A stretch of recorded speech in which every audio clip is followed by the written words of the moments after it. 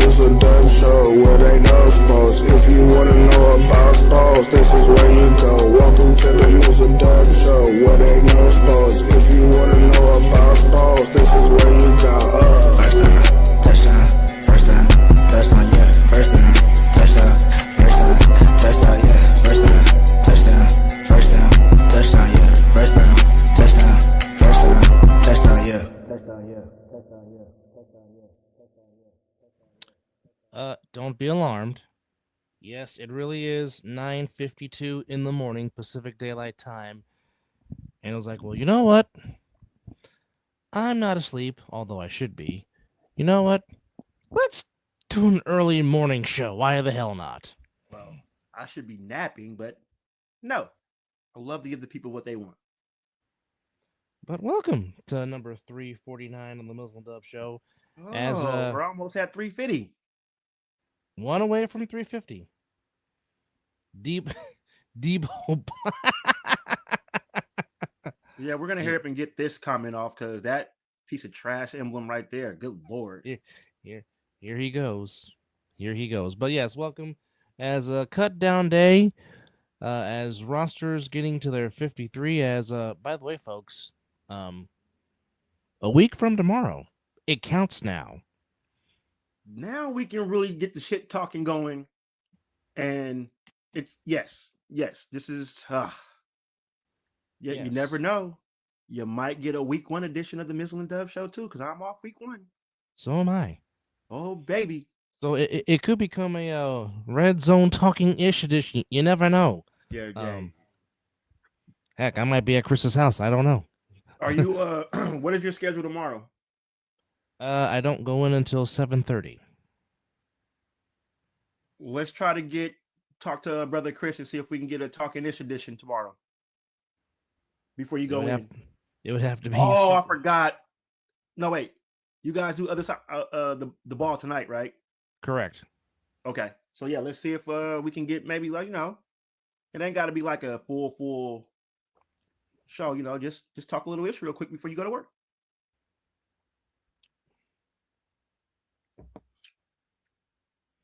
But yes, but before we came on the air, suspensions galore as Rashee Rice gets a 6-game suspension. And that's just light. I think he should deserve more for what the hell he did in Texas. Well, some might say once again it's the Chiefs being favored by the league again, even though they lost the doggone Super Bowl. But hey. I mean, 6 games for reckless driving and almost causing whatever. I don't know. Well, okay, I'll say like this: if that was Aldon Smith, he'd be kicked out the league. But hey, what do I know? I don't know a damn thing. But I mean, it wouldn't have lasted that long. That yellow envelope would have been FedEx quickly. Mm-hmm. And okay, now. Salute to you, Mr. Carey. So if you're watching on our Facebook pages and you comment, yeah, I forgot. Again, we can't make our pages public for whatever reason. So if you have a YouTube channel, we're working on trying to get our Mizzle and Dub Show page. Yes, public, we do have a Mizzle and Dub Show Facebook page, but we can't connect to that yet for whatever reason. I don't know. StreamYard is trying to get them to cut down. Yes, Zelly, we are up early, so why the hell not do a show? Damn right. We have suspensions, people getting some nice pay raises from their teams, so on and so forth. Money is just flowing out. Yeah, well, I mean, if you got it, as they all say. I mean, what it is what it is. And Mr. Cox just said, screw the Eagles. That's his ish talking. Half a season minimum. He says, screw a 6-game suspension. I'm saying that, but he said the mighty F word. Just saying, should be more. Well, okay. Now, for something like that, if you were the commissioner of the NFL, how many games would you have given him? Half the season? Something like that. Yeah, 8. That's half the season. Yep. Now I know. Now I know the Raider. I know the Raider, and you would say you're not playing at all. Sit the fuck down. But you know, again, Coming in, Tommy DeVito got claimed by the Patriots. oh, he's going to New England now. Yes. Yes, yeah. Well, I mean, with the way Jackson Dart was performing in preseason, his writing was kind of on the wall in East Rutherford, New Jersey. With the way Jackson Dart Now, was, would you have started Dart over Russell Wilson? that's a very good question. But I would say no, because you want to prime Jackson Dart for the future, and the Correct. Giants are not ready yet. You might want to kind of do the same thing that they did when Kurt Warner was there, and Kurt Warner was in a sense preparing Eli and getting Eli ready, and we all know what happened after that. That kind of might be the same thing that Russ is doing for Jackson Dart, even though I know the Giants' defense looks to be a lot more improved and a lot better. Yeah. I'm certainly adding Abdul Carter to go with Mr. Thibodeau on that front line. Certainly might help, but I mean, you know, the Giants need to figure out who the running back is, and they need to find somebody to, you know, complement Neighbors. Whoa, whoa, whoa, whoa, whoa, whoa, whoa, whoa! You know they got that guy from ASU. What up, JP? Yes, they do have Cam Scatterboo. I think he's going to be He underrated. might shock kinda some good, people. Good people. If he can be utilized right, he can be an asset for the Giants. He really Absolutely. can. That's an amazing question, JP. Who knows? It could be 45 minutes, could be an hour, could be to noon. Who knows? So Oh, by that's the way, to be determined. yes. But So- I think he's going to be good. I mean, if they can just, he doesn't need much of a blocking as you saw in Arizona State. He was just doing Mr. Swiss Army knife. Yeah. So I think, who's their tight end? Who is the Giants tight? That's a good question. Hold on. That's. They drafted somebody. They drafted somebody. I know that. Well, anybody in the chat that knows before the almanac looks it up, you know who the Giants. We have a Giants fan on the line.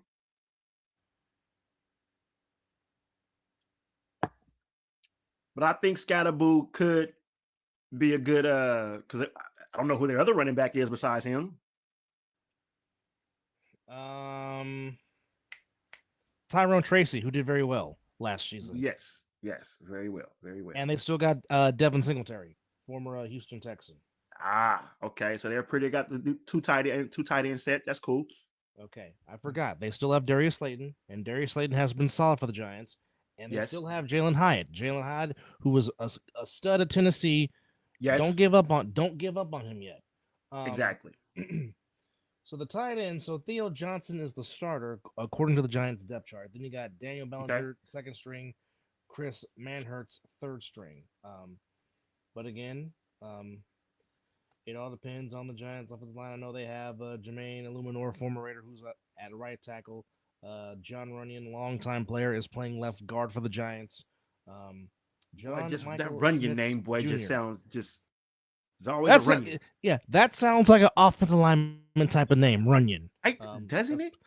That's probably a name John Madden would love if Coach was still living. Yes. And calling football. Yes. Actually got some. We'll get back to football in just a second, but actually got some early morning baseball going on. The Walgreens are playing the Pinstripes at the Bronx. They're about to get started. The Rays and Guardians in Cleveland about to get started. And the Braves and the Marlins are about to get started. So that's just a quick update on early morning baseball on this Wednesday. And also to find out, the Giants and Yankees will officially start the season next year, as opening day will be on March the 25th. And the only game that night will be the Giants and the Yankees from the big phone booth in San Francisco, which means those tickets wasn't so damn expensive. Yeah, which means tickets are going to be expensive as heck for the 3-game series between the Yankees and Giants. You get to see the A's. Yes, 2 series against the Brewers and the Rockies at the Las Vegas ballpark in June of next year. Yes, which will be interesting to see. So it's gonna be hot as shit, but yeah.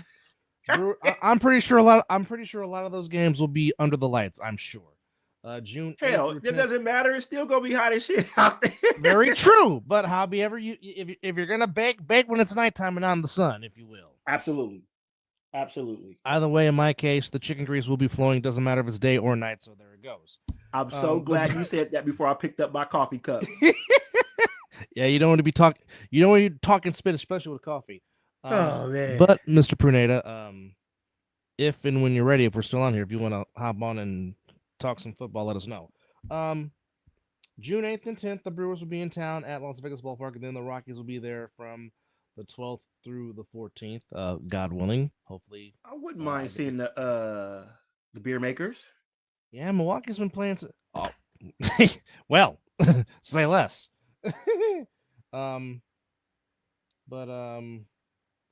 Yeah. So Rashee Rice 6 games. I got that. Don't worry about it. I'll do it. Santa Clara just signed Marquez Valdez-Scantling to the wide receiver core. Oh, nice. It was between the Steelers and us, and he chose to come to the Niners. Adam Thielen goes back home to the Vikings to help out J.J. McCarthy and J.J. while Mr. Addison is on his suspension. So Adam Thielen goes back home after spending a few seasons in Carolina. Back wearing, him wearing the purple just looks right. It fits right.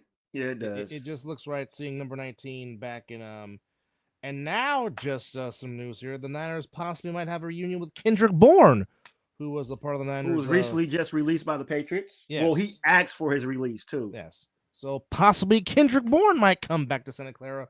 Of course, he was a part of the Niners team that went to Super Bowl 54.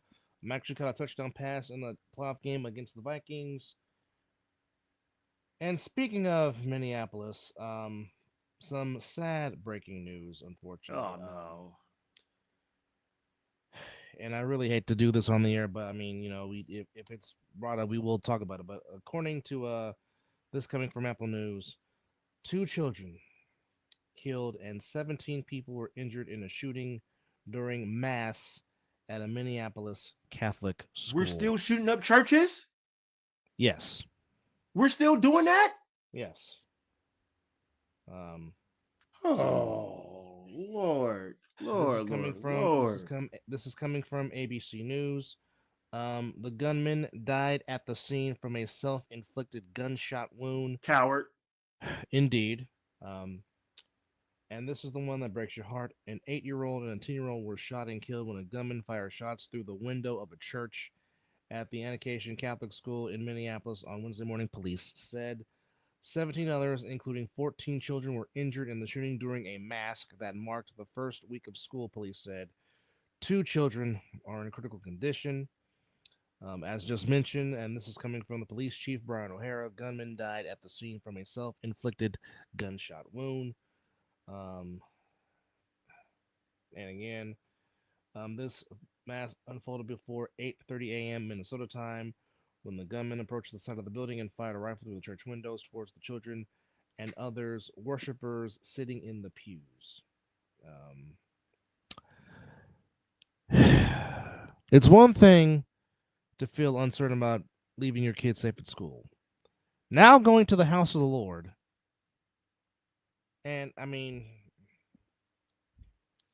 unfortunately, Martin Luther King's mother, Dr. King's mother, was shot during service while she was on the organ. And this was back in the 60s, or in the early 70s. Certainly didn't want to bring this up, but at times we do talk about other subjects here on the Mizzle and Dub Show. But why the babies, man?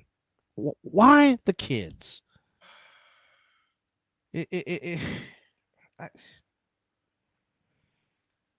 Certainly, I'm speechless. And you being a father of 2 boys, even though one is about to, God willing, will graduate, one is about to start high school very soon, and you worry about them, especially them being kids of color. Something has got to change. It really does. And I know this will not sit well with Governor Tim Walz in Minnesota. I'm pretty sure he's pretty pissed off about it. Certainly, our thoughts goes to the parents of those that just lost their child, taking them to school this morning, and certainly to those praying for the two kids that are in critical condition, and praying for those affected by this. All right. Brandon, is that official about John Weeks going back to the Texans? Is that official? As we try to go back into sports here, um, one thing we did not talk about that did happen: Trey Hendrickson, at least for 1 year, will wear the Cincinnati Bengals uniform one more time, as he gets a very nice salary for one season, as he gets paid a 1 year deal worth $30 million for a season. Um, he will definitely command a big payday when he goes off in free agency in this off season. And Jordan Poyer returning back to the Bills in Orchard Park. Well, this must be the the Re- return re- of everybody right? going back home. Huh? Reunion season in this upcoming season. Of the We NFL. can sit here and talk about Amari Cooper coming back to the Raiders. Yes, Amari Cooper wearing the number 7. Is it 19 or 17 is wearing? 19. 19, okay. It was supposed to be 17, but 19 came available. Okay. And so he take that. Yeah, I wish he would have took the 17 and wiped the stank off of it from the last wide receiver that came. Didn't he wear 19 in Alabama, or was that number 8? He wore it at Alabama. He wore number 8 in Alabama. Okay. He wore 19 with the Cowboys. I thought it was 18. It was 19? I want to say 19. Or the Bill, one or two teams. No, I know when he was with the Bills, he wore 18. That I do know. I think 19 was with the. I don't know. Okay. I can't read.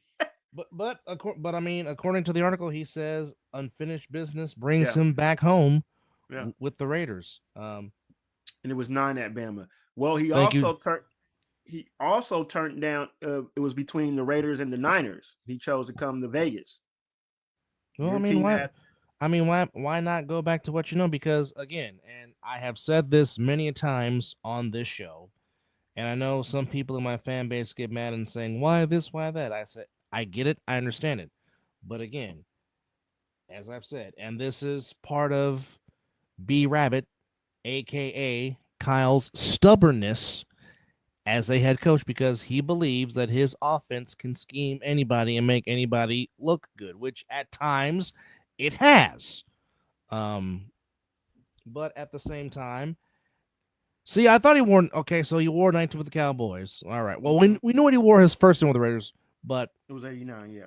19 with the Cowboys. All right. Thank you, Zelly. But as I've always said, if you've noticed of all the wide receivers that Kyle has had in Santa Clara, Kendrick Bourne has been his tallest receiver, and he's like 6'3", 6'4". But if you look at the average height of receivers the Niners have had under Kyle Shanahan, the average height's been about 6'1", 6'2", because Brandon Ayuk is 6'1". Debo was 5'10" on his best day. Okay, Ricky Pearsall's about 5'11 and a half, 5'10" on his best day. Juwan Jennings is your tallest receiver, which now they just added some more height with Marquez Valdez-Scantling, and more than likely they might add Russell Gage back to the roster because, like I said, the Niners got more MVS. Yeah, he just signed. It was between the Steelers and the Niners. He chose the Niners. What up, RTU? How's it going, brother? Oh, RTU watching us. Wow, man. In addition to that, wait, before we get started, we got. Let's bring them on the stage. Family coming on. Joining us, freshly slicked back Moose, our fellow brethren of the Jaffo Army from the All Pro Jaffos, the one, the only, the bad guy himself. The one only Mr. Josh Pineda. Greetings, my friend. How are you? Good morning, gentlemen. Goddamn, the night owls no more. What the fuck? What's going on? morning. The night owls are supposed to be napping, but we can't nap. So why not come on and give the people what they want? Give them a show. Hey, I'll nap at work. I mean, there that is. So I mean, unfortunately, I mean, we've talked about a little bit of everything, and we talked about Rashid Rice getting a 6-game suspension. Mr. Hendrickson getting $30 million for the Bengals for one season before he gets big money next year. The Bengals dropped the ball on that. But are we surprised? This is what No, okay. because they're going to have to pay more next year, especially if he has another a great season like he had last year. But not just that. Just the article and then the quote that Boomer Esiason just came out and said recently about how the Bengals are making their legends pay for their own tickets and flights to be part of the Bengals Hall of Fame or something like that. Yeah. You serious? Yeah. You better take note from the Raiders. Yeah. Well, you might want to take. And I'm not trying to, be a homer No, with that. no, But if no, you no, know no, anything no, about the no. Raiders, Are we surprised though? It's no. Ohio. It's the Bengals. But I mean, heck, not even the Browns do that. right? I mean, the Browns have their own. I mean, we actually talked about this a little bit on Friday, and it just seems nothing can go. So the Browns ownership and everything, it's just got a really bad luck that comes with it. There's something about the city of Cleveland that just God hates for some reason, and Except for the movie Major League. Well, again, only movies can give this city a championship. So, and on top of that, they didn't even get the championship. They got eliminated in the playoffs. That's what we didn't see in the movie. So Factual. And then Cincinnati is just a clusterfuck when it comes to their ownership. Their ownership has never been one that I would look at and go, man, I envy that team. Again, it's Mike Brown owning the damn team, taking it from his dad, in which his dad made the single biggest mistake of his Hall of Fame coaching career, not realizing you had a genius as your offensive coordinator. And, of course, the great Bob Trumpy, who was a good tight end, a very good broadcaster for NBC for many, many years, always talks about the rings missing on his fingers because Paul Brown made the mistake of not hiring Bill Walsh as their head coach in Cincinnati. Yeah, but if it would have hired Bill Walsh, he would have still been the genius. He still would have still had, all the, the accolades of being a great coach, but he wouldn't have had the Super Bowl. Why? Because once again, the football gods do not like the state of Ohio. That's just what it is. We could be talking about a whole different scenario, but ownership, who would you rather have, Mr. Brown or Eddie D? Well, I'll take Eddie D all day if we're talking about ownership. I mean, and that's what would have been the difference, because Eddie D, Mr. D Bartolo, did what he could, not just helping the team thrive, but he let Walsh do his thing. Yes. Yep. Brown has never been that guy. Brown was always, I'm gonna do it for me, myself, and I. And you do what I say, or that's it. Which, by the way, folks, quick story real quick, which a lot of people don't know. Actually, Al Davis helped Eddie Sr. get the Niners. A lot of people don't know that, but Al helped Eddie Sr. get the Niners, which is why Al and Bill were such close friends. But the only reason why that's true too. But the only reason why Al never hired him because Al hated the West Coast offense. It was too flashy for him. It was too finesse. Yes. And Bill Walsh would get pissed off if he called his offense finesse and then show why his teams actually can be physical. But that's here and there. But I mean, Al and Bill had a very close, great relationship all the way up until Bill passed away in 2007, et cetera, et cetera. But like we said, Henderson got a payday. Mr. Hamilton of the Ravens got himself a nice extension from Baltimore. Well deserved. To the atonement of 4 years, $100.4 million, which 82 of that million is guaranteed. Doesn't that make him the highest paid safety? Yes, it does. I thought so. Well deserved. Yeah, definitely well deserved. Since he's been in the league.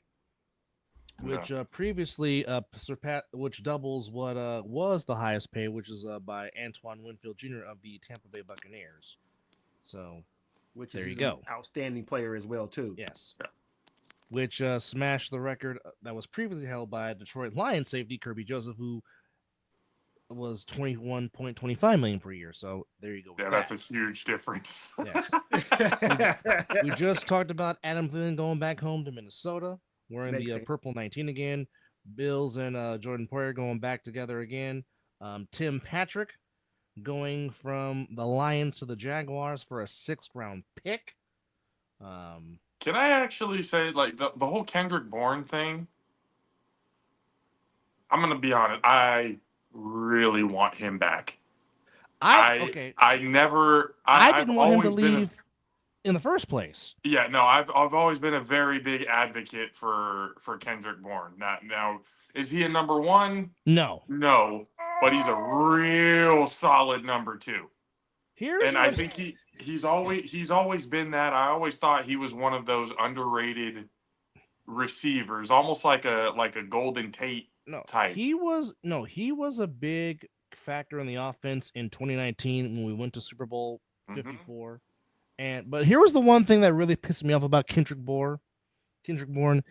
He would drop the most easiest passes, but yet his ass would somehow catch the most difficult one in tight windows. And I'm like, why you can't catch the easy ones? That's why he's a wide receiver 2 or a wide receiver 3. He ain't a wide 1 because of that fact. Correct. Yeah, he was one of those guys. When we got rid of him, I was like, God damn it! I'm like, that's a good piece. Again, he's not a 1. No. But he's a very, very good complementary piece. Yes. Valdez Scantling coming to the team is kind of, again, another wide out 2-3. Mm-hmm. Good complementary pieces. But I see what Kyle's doing because this is what he's always done. He doesn't have a wide receiver 1, but he has a bunch of 2s and 3s that complement each other kind of well. Well, actually, he does have a wide receiver 1. His name is George Kittle. That's his wide receiver 1. Which I'm not too upset about, but again, George is getting up there in age, and the body is starting to. I get it, but he says he's in the best shape of his life. He says he really feels healthy, and I said the same thing about the Raiders. Their wide receiver 1 is Brock Bowers. That's their wide receiver number 1. Could be it could be that other kid, was it Thornton? Yes, Dante Thornton. It could be him if things get done correctly. I was very high on him when the Raiders drafted him. He should be able to get a lot of passes because we all know they're going to double Brock, which should open up the deep pass for them. And they're going to start putting 8 in the box, especially if Genty starts getting off. So he can definitely have an opportunity. You could put all 11 in the box, and I don't think you'll be able to stop that man. That man is something different. Genty is going to be something incredible. It's the same thing with Frank Gore. It was like. Which, by the way, Frank Gore Jr., one of the shocking roster cuts. I didn't see that. He didn't make it. Brendan Rice didn't make it. Tariq Owens didn't make it, but Tariq Owens more likely will be on the practice squad in Santa Clara. I'm wondering why. See, I Frank Gore Jr., watching him at Southern Miss. Mm-hmm. I looked at him going like, okay, is he a barn burner like his dad was?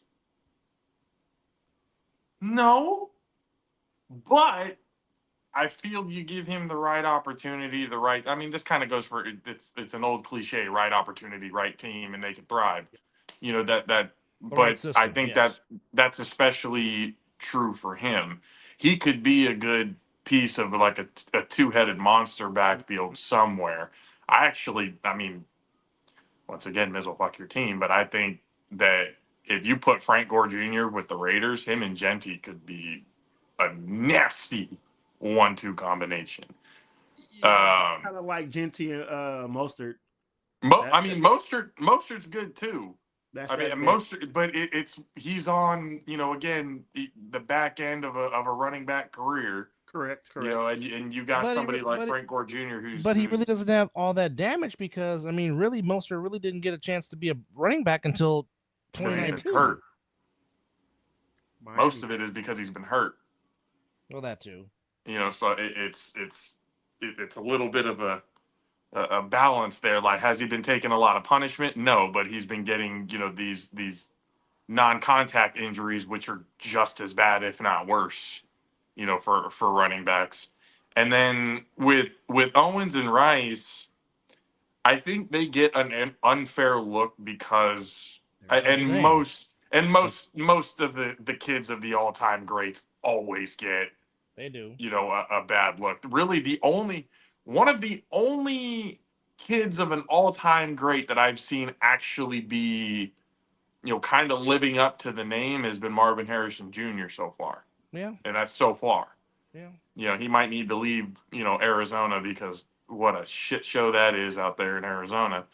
You know, but he's kind of one of the only ones that I've seen, and I could be wrong. I probably need to, you know, scan through more to see. But with Owens and Rice, I think, you know, again, because of who their fathers are, and we're talking two of arguably the top three receivers to ever play the game, they're not getting because of their dads. They're getting a look. Oh, they're not there, so they're not as good. They're good. Like let's get that straight. They are very good athletes and can be very good receivers.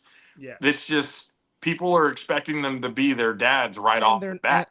but they're not. They're two different people. And plus, 100%. the wide receiver position has changed from when T.O. and Jerry played. Yep. I mean,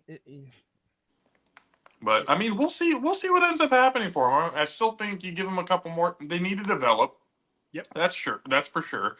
Yep. You know, keeping Owens on the practice squad just to kind of keep. I think that's an okay move right now, and especially because with the injuries that have been happening, I feel it's just going to keep happening. And at some point, we're going to need to call him up. And I think by that point, he may not be ready, but he can be a serviceable, you know, wideout, at least for the time being. well, not just that, because you still don't know what Brandon Ayuk's going to be, how he's going to be when he comes back. If he comes back. we know what Ayuk's going to be. He's going to be a pain in the fucking ass, and we're going to need to cut his ass or trade him. And I'm so sick of Ayuk right now. I am so fucking sick of Ayuk. You don't want to cut him. That all of the shit talking, all of the one of the tactics that I've noticed these last 5 years, the whole unfollowing the team. Yeah. Like on Instagram. I'm sorry. If I'm an owner, unfollow the team. I don't give a fuck. I don't care. It's social media. Go fuck yourself. I'm trying to build a winning program here. And if you're going to be a fucking cancer to my locker room, there's the door. Don't let it hit you in the ass on the way out. I don't care how good you think you are. I'm kicking you the fuck out if you're not good enough. And if you're on top of not being good enough, being a cancer to my locker room, fuck you. Unfollow the team. Matter of fact, block everybody. I don't care.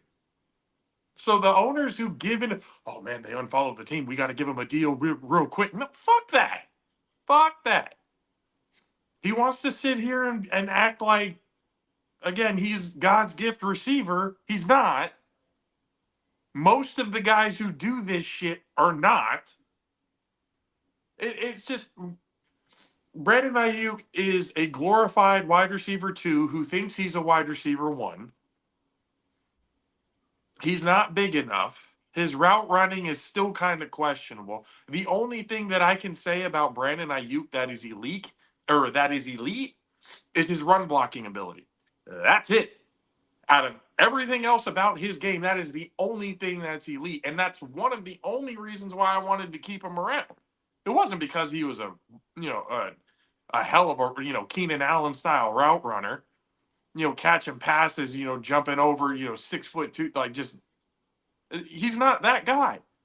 It's because we're a run heavy team. You need wide receivers who can be able to run block. And that's the aspect of his game that I thought, shit, we need that. But if he's going to unfollow the team, just, all this other bull, hey, fuck it. We'll find someone else. We'll find someone else who's willing to do the job, because most of the people here, despite all of the bullshit Kyle has done, there has been an established culture in San Francisco that players want to be a part of. So I have no problem with sending him off and finding somebody else who's willing to fill those shoes. Jawan Jennings is starting to kind of go through that route too, where I'm looking at him going, Mr. Jennings, I know you have been a valuable asset to this team. But at don't what be that point? guy. At what point are you going to look in the mirror and know why we have you here? Know your, as a rock said, know your role and shut your mouth. Now, this whole thing with him getting upset, oh, they fucked with the wrong one. Juwan, do you really think, let's be honest, do you really think you would be a wideout one on any other team? No, because first off, you're a 4.5, 4.6 guy. You can't run that fast. Yes, you run good routes. Yes, you can go high point the ball, but you don't have breakaway game speed. You don't. He's a possession receiver to the fullest. Yes. That's it. He's not going to, blow the top off of defense. He's your reliable. And again, I'm not taking anything away from him because his game, he's reliable on third down and he's Correct. a good red zone target. Correct. Absolutely. But outside of that, he's lacking. And this is the thing with NFL players, those egos get fucking massive. And they start hearing all the chirping of, oh, you're this, you're that. The agents who want more money in their fucking pockets starting to fill in that false hope of going, hey, you deserve more money. You deserve the. No. Does he deserve more money than he's currently getting? Yes. Does he deserve top 10 receiver money? Fuck no. Absolutely not. So that's that thing where some players need to have that ego check and really look in the mirror and go, all right, what is it that I'm really worth? What is it that I'm at? Like, fuck all the out. This is why some people need good friends to be able to tell them, hey, bro, you're fucking up. Let's really sit down and actually evaluate this. You're in a good situation here in Santa Clara. You're in a championship contender program. You are a vital piece to the offense. Let's not get that twisted. He is a vital piece to the offense, just not in the sense of, again, wide receiver one, D-Hop, Devontae Adams in his prime, not now, but D-Hop, and Devontae Adams, the Calvin Johnsons, like the guys who you think of wide receiver one, you would not put Jawan Jennings in that category with them. You just wouldn't. He's a complementary piece. And most of the receivers that we have are just that, complementary pieces. When Terry, Scary Terry just signed it, hey, well-deserving. They needed to do that. Yes. They needed to keep Terry around for JT Daniels to be able to thrive. I've said that I would love to have him on the Niners because that would have been the wide receiver one that solved all the problems. But question, if you would have got him, as you say, you're a run-heavy team, would his production have gone down or would his production went up?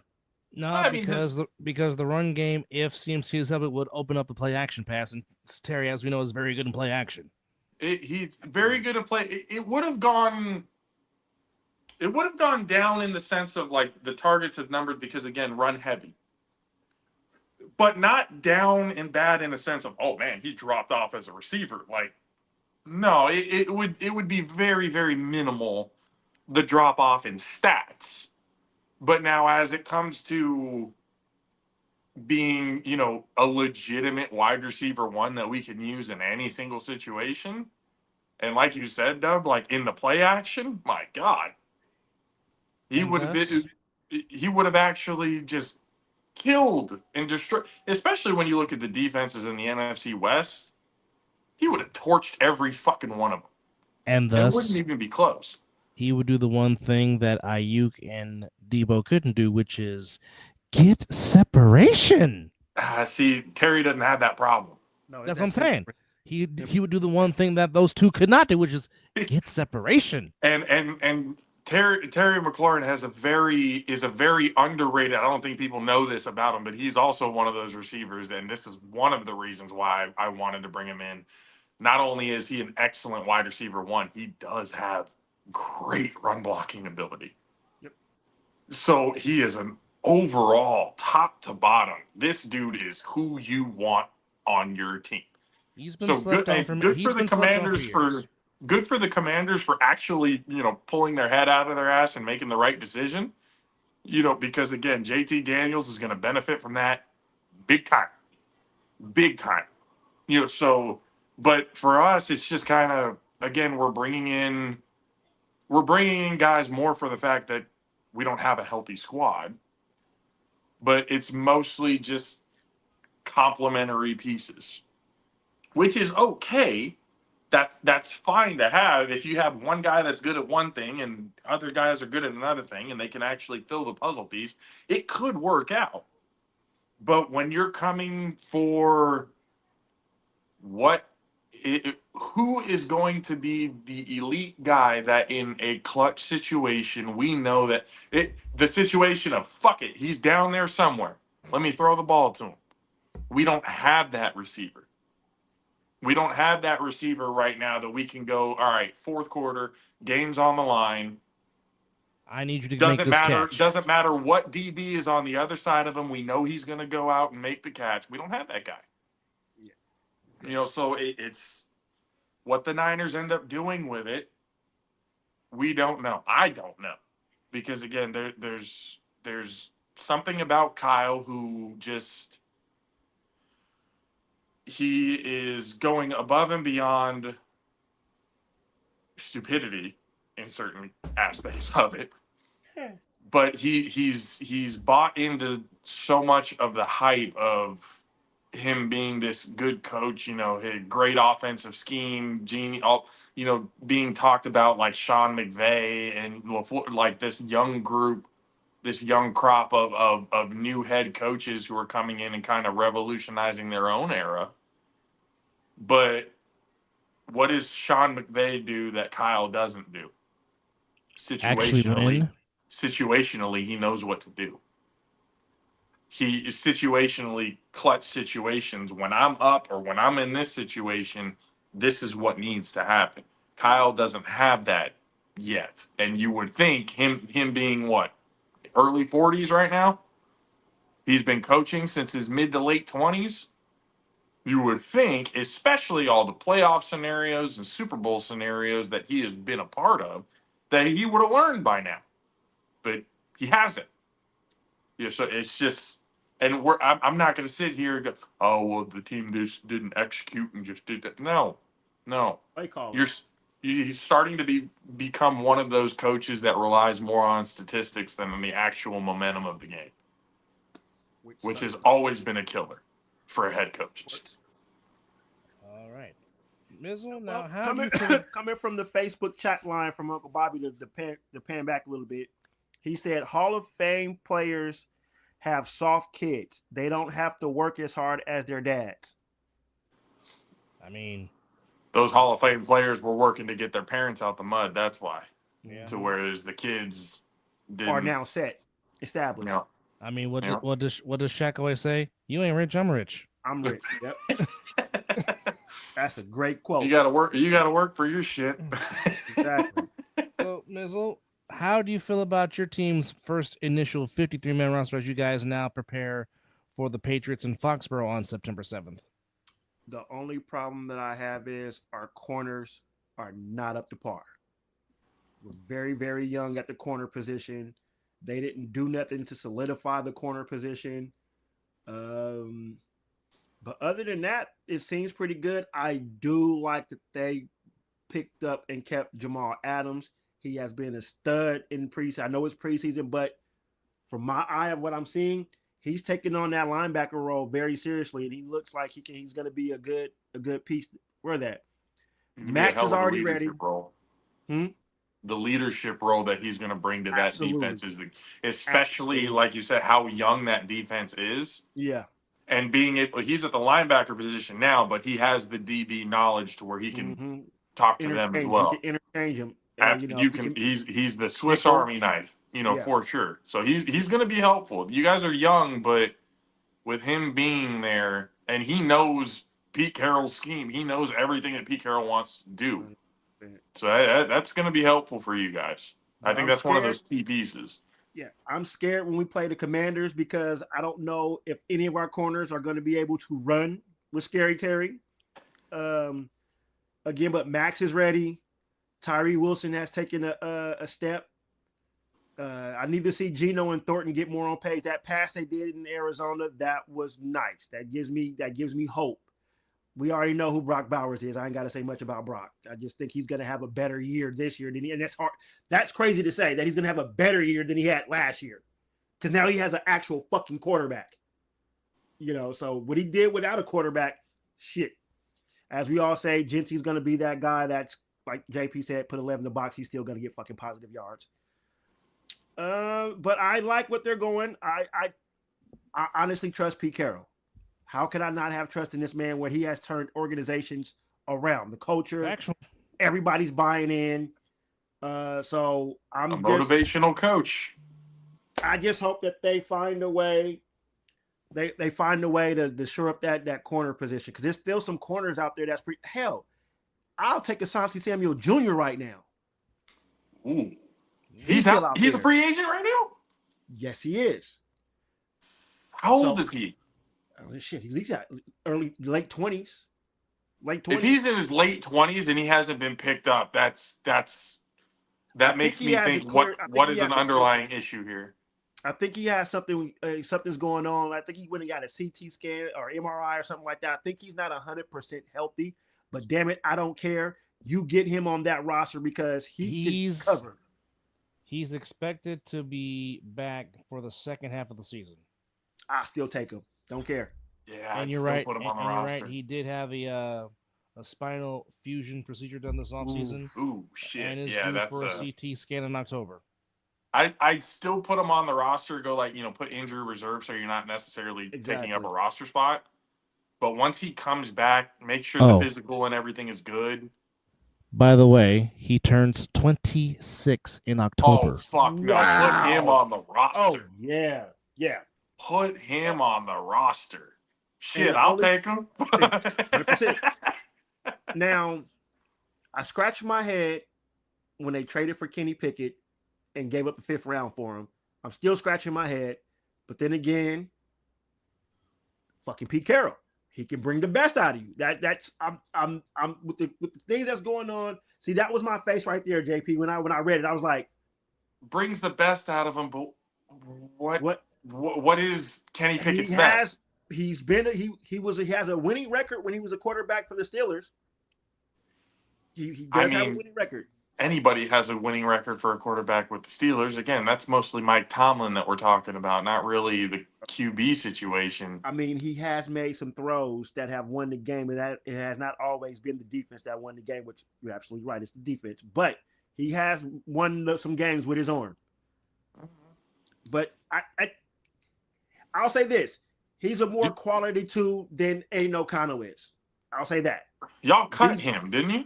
No, he's on the Cam IR. Miller. We cut Cam, which that scratches my you guys. too. Oh, see that? I was just about to ask. I'm like, they don't have enough. If Cam Miller clears waivers, he will be back on. He will be on the practice squad. I see him coming back on that. And just for the record, Kenny Pickett is 15-10 as a starter. I mean, it's not. So it's not sexy, but he has a winning record. So the 2 years that he did start in Pittsburgh, in 2022 and 23, he went 7-5 in those 12 games that he started in both years, and then the one start for the Eagles, he went 1-0. But overall, I'm intrigued. I'm excited for the offense to see what the offense can do. Like I said, Max is going to be Max. I just want to see Tyree Wilson take the next level. But every time I get this feeling they somehow let me down. I always get excited, like, okay, we can be competitive. We can be this, that, and the third. And they shit the fucking bed. This year, I think I can follow through with my excitement, and I'm gonna keep my excitement because fuck, it's Pete Carroll. Yeah, The man brings a winning culture, and ownership is good. The ownership and the coaching has been what is probably what's been causing that. But now that you have again Tom Brady, you have Pete Carroll, who is now being allowed into production meetings. They are allowing it. That's cheating. That's fucking cheating. That's worse cheating than deflated footballs. Cheating if he was allowed to go to practices. He can't still go to practices. He can interview the players, but he can't go to practice. You think somebody with the mind of Tom Brady still can't benefit from that? Oh, that's the NFL's fault. They're allowing him that. And we all know Raider rule number 1. They encourage you to cheat. I did see a video yesterday. Rule number 1. So I did see a video yesterday about like the old school Raiders, how they were like with the pads and the casts and everything. They had that equipment. Phil Villapiano was a genius at that, and would talk about it openly. You got John Madden going in there. Well, I mean, the referees checked it, and if they said it was good, although we could have had players who didn't have it pregame and then came out after pregame, but that is what it is. And well, I mean, John Madden had 3 very simple rules: be on time, yep, pay attention, yep, and play like hell when I tell you to.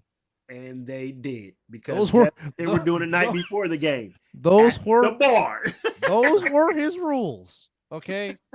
There's not many John Matuzaks that will go out, party all night, get you 3 sacks, or Stabler with as many women as he wants to and throws for about 3 touchdowns. So, I mean, the football was the motherfucker who just smoking a cigarette on the goddamn sideline just because he wanted to. Like, this dude. Football was different back in that day. That's what I wish we could have grew up and start talking about, in that era.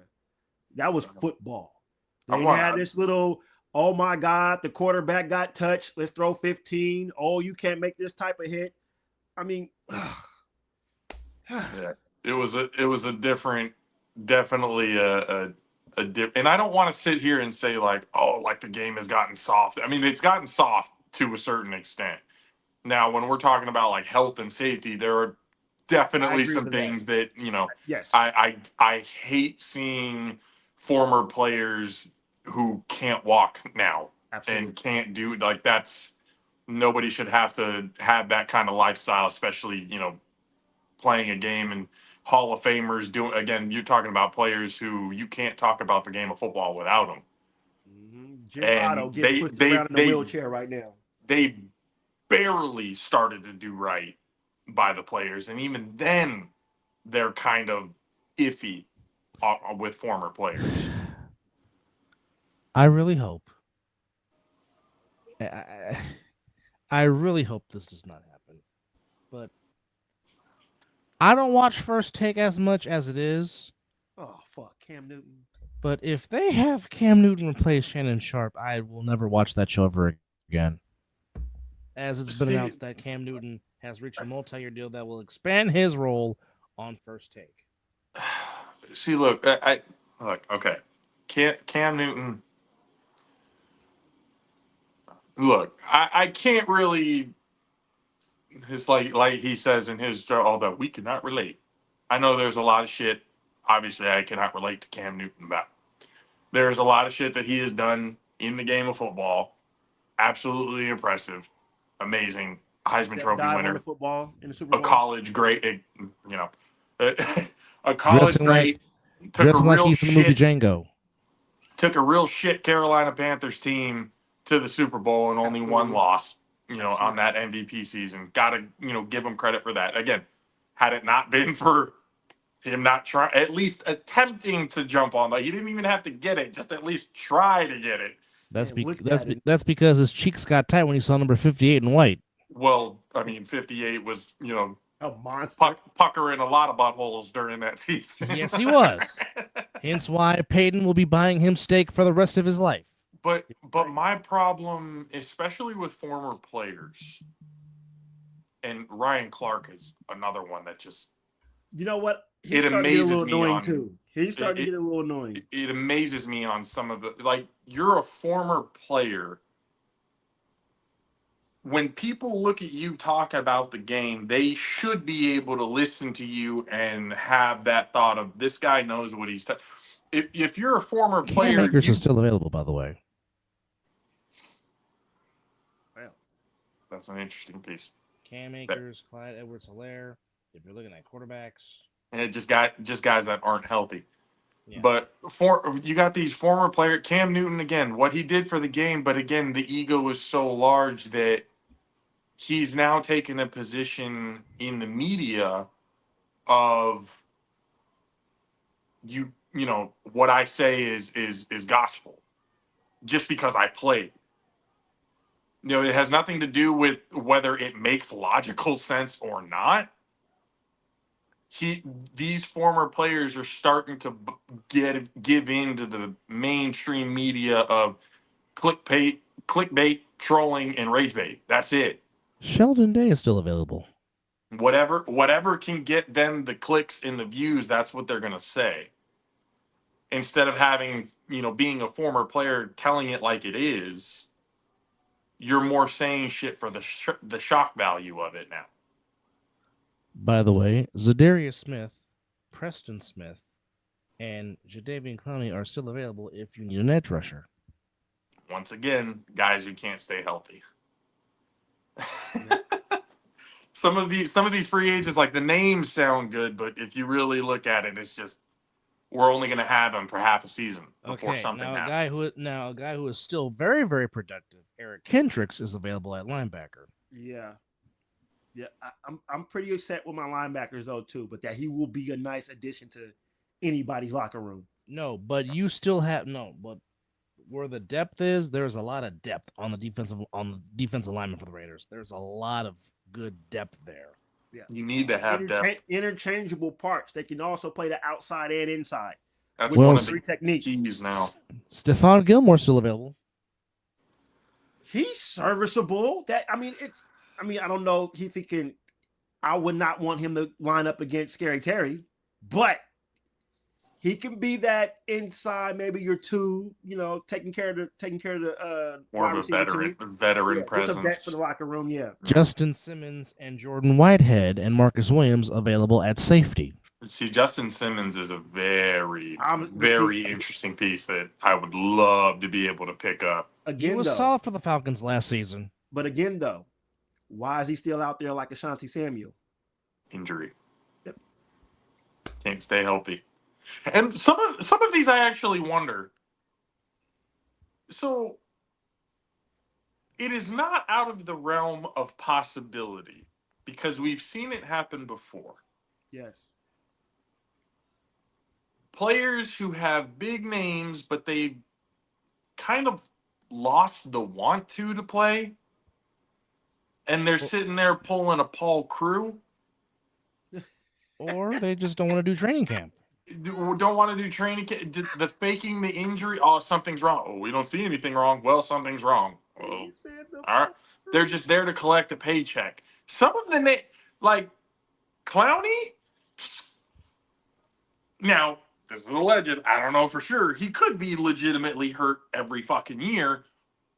It seems that way. But that's a guy that I look at and go, man, I think you're just there to collect a paycheck. Ooh. You made the team based solely off your name and what you did in South Carolina. Yeah, that one hit in the Outback Bowl against Michigan.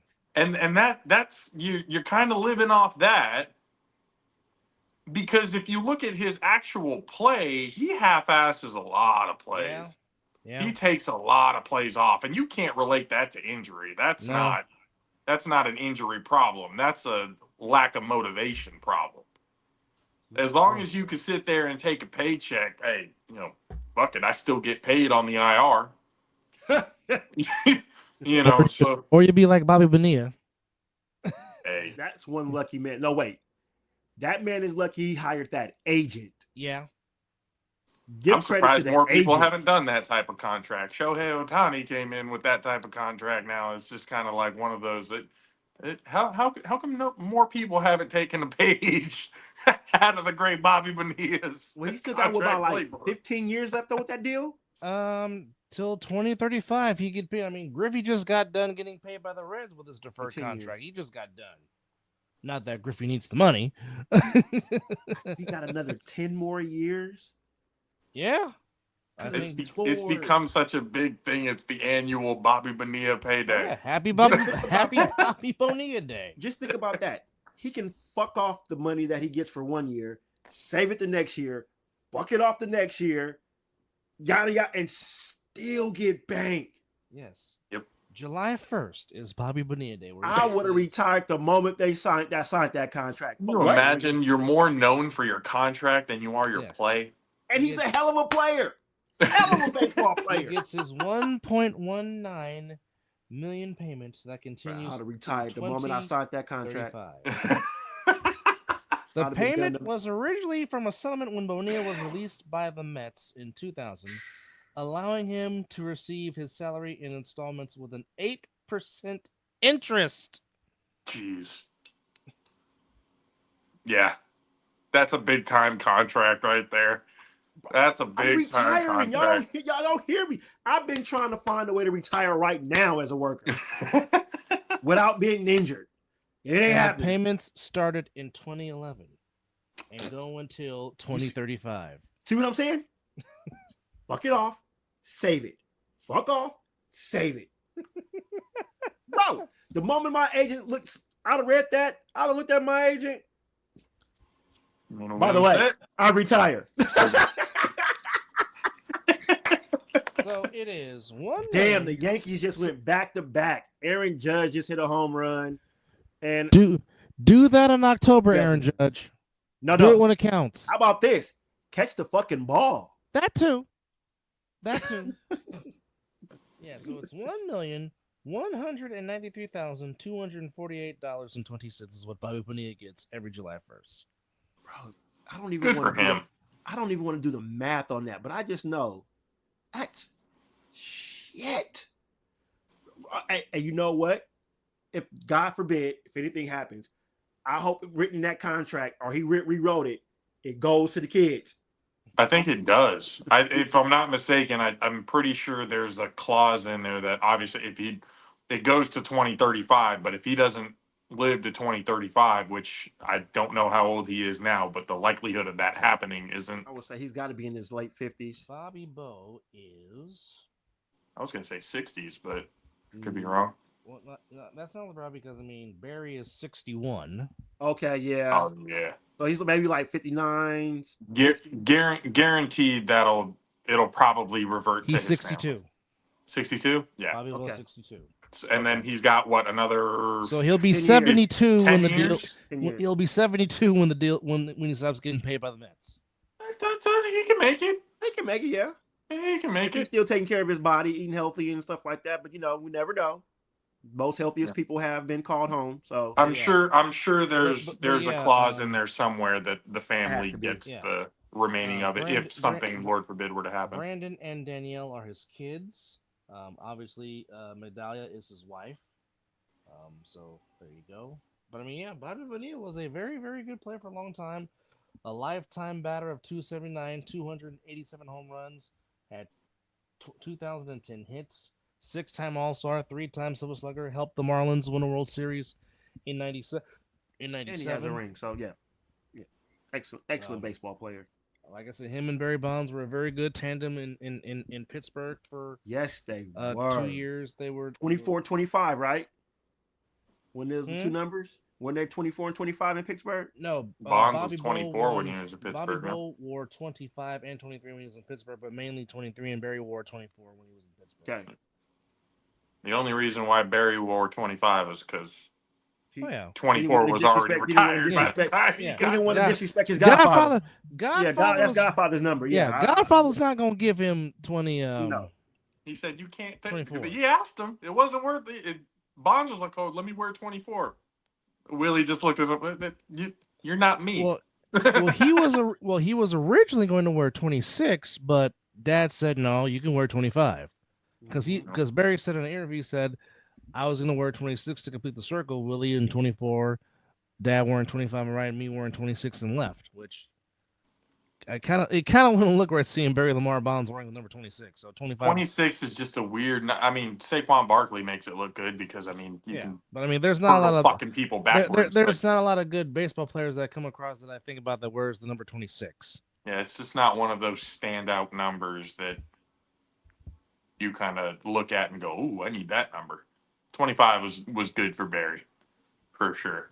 With It all indeed these it fucking was. corners out there, you bastards claim a linebacker? We got some breaking news. Well, oh no, not really breaking. The Raiders just claimed Brennan Jackson off waivers from the Los Angeles Inglewood Rams. Oh, But okay. there's corners out there. Corners. Matter of fact, the Steelers just released a good corner. What the hell?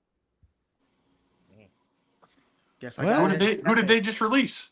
somebody named Bishop. Damn it. It'll come to me. But still, there's a ton of corners out there. We're claiming freaking linebackers. Yeah, it's Beanie Bishop is the name you're looking for. Yes, there it is. He's a decent corner. And he's only 25 years old. And he has the stature that Pete Carroll wants. I'm sorry, he just got signed to the practice squad in Pittsburgh. Damn it. Okay. All right. All right. Maybe that's why they didn't claim him. you got to look at the underlying, because again, the names look good, but the underlying issues of everything is where you really got to look, like, how often are they healthy? Are we only going to have them for half a year? Are we going to have them the full year? Are they motivated? Are we good? Like, that's things owners and coaches and stuff got to look into. And if they're just not willing to have the headache, Yeah. you know, again, guys like Jadeveon Clowney, who, again, I still believe that his motivation's not there, and he's a Paul Crew on the team. Well, speaking of Paul Crew-like, Jay Cutler gets 4 days in jail. Oh, Lord. Don't be shocked if you get a TV series behind it. Jay?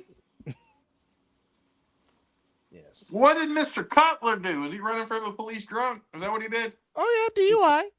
Oh, Or DWI.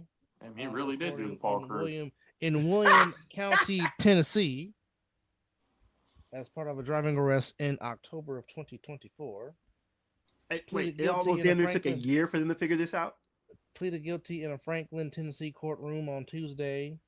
A judge accepted his guilty plea, which will require him to report to jail on September the 29th and to serve a 4-day jail sentence and forfeit his Tennessee driver's license and pay a $350 fine, and he'll be on unsupervised probation for a year and must attend a DUI safety class. He'll still be driving without it. He rear-ended his Dodge truck into somebody, and there was a strong odor of alcohol on Mr. Cutler, and he refused sobriety test and was taken to a local hospital where a blood sample was obtained through a blood search warrant. Not to mention, he had 2 firearms in his possession, including a loaded pistol. Uh-oh. And he had to forfeit the pistol. I did not know he was a Miami Dolphin. He played with the Dolphins? For like a year or two, right? Yeah. His last year was in 2017 with the Dolphins. Man, damn, he really did take the Paul Crew route. He probably got pulled over. He looked at the helicopter and looked at his ex-wife and said, "Is it good for you now?" It just, man. 4 days though, the firearms and stuff had to be registered then if they're not if they're not adding that to the day count. The forfeit his pistol. Yeesh. Oh, man. Yeah. Joe Mixon will miss the first 4 games, but his status is still uncertain about possibly playing this season. Really? Yeah, they placed him on a non-reserved injury, although they said he has dealt with an ankle that's silent through OTAs and minicamps, but Mixon will at least miss the first 4 games of the year. So That we'll see what sucks. happens. So Nick Chubb will get plenty of a go around, Oh well, along that's no with drop off, especially if Nick Chubb is healthy. Damian Pierce, who seems to be the forgotten man in Houston, which I was. That is crazy because that Yeah. that young man can ball. Yes, I know. I had being a Georgia fan, I saw him plenty of times wearing that damn orange and blue Gator Gator Damn. gear. Chubb, Pierce, and Mixon. Yeah, Like if you think about it, all three of them healthy. yeah, What? nasty. God damn. Well, ladies and gentlemen, we have our first full-fledged week of college football coming up, starting tomorrow, which is very good for the soul. And this is where JP gets nervous already, and they haven't even kicked off yet. Anyhow, I love it because I'm off. That's beautiful. But yes, tomorrow we do have Boise State, who is ranked number 25 in the country, going to Tampa to take on the South Florida Bulls. You can catch that game on ESPN. On the Big Ten Network, you have Ohio, the Bobcats, taking on Rutgers, the Scarlet Knights. Lafayette taking on Bowling Green. East Carolina against NC State. You can catch that on the ACC Network. That is on. Oh, we also got Jack State against UCF, Delaware against Delaware State, St. Francis against Monroe, Wyoming against Akron, Central Arkansas against Missouri, Elon against Duke, UT Martin against Oklahoma State, Buffalo against Minnesota, SF Austin against Houston, Alabama State against UAB, Nebraska taking on Cincinnati, and Wisconsin taking on Miami, Ohio, Stony Brook taking on San Diego State. That is on Thursday. On Friday, the San Diego State. Quick shout out to Matt fucking Ryan. Yes. Getting the announcing job for that game. Nice. On CSN just for that. Just to hear his passion. Mr. Ryan. Hell yeah. That well deserved. Is that game tomorrow? Yes. Oh. He's gonna have it on his YouTube channel as well. Oh well, nice. They're letting him do that. Game. I can find the actual game. Yep. All right. Yep. I'll be chiming in tomorrow for sure. Yeah. UNLV going now. Here's Friday's match lineup. Sam Houston at home against UNLV. Central Michigan, the Chippewas coming down to San Jose to take on Sparty in San Jose, California. You can catch that game on FS1. Tarleton State taking on Army. Western Michigan against Michigan State. Kennesaw State against Wake Forest. Appalachian State against Charlotte in the Dukes Mayo Classic. EJ, you better not be watching.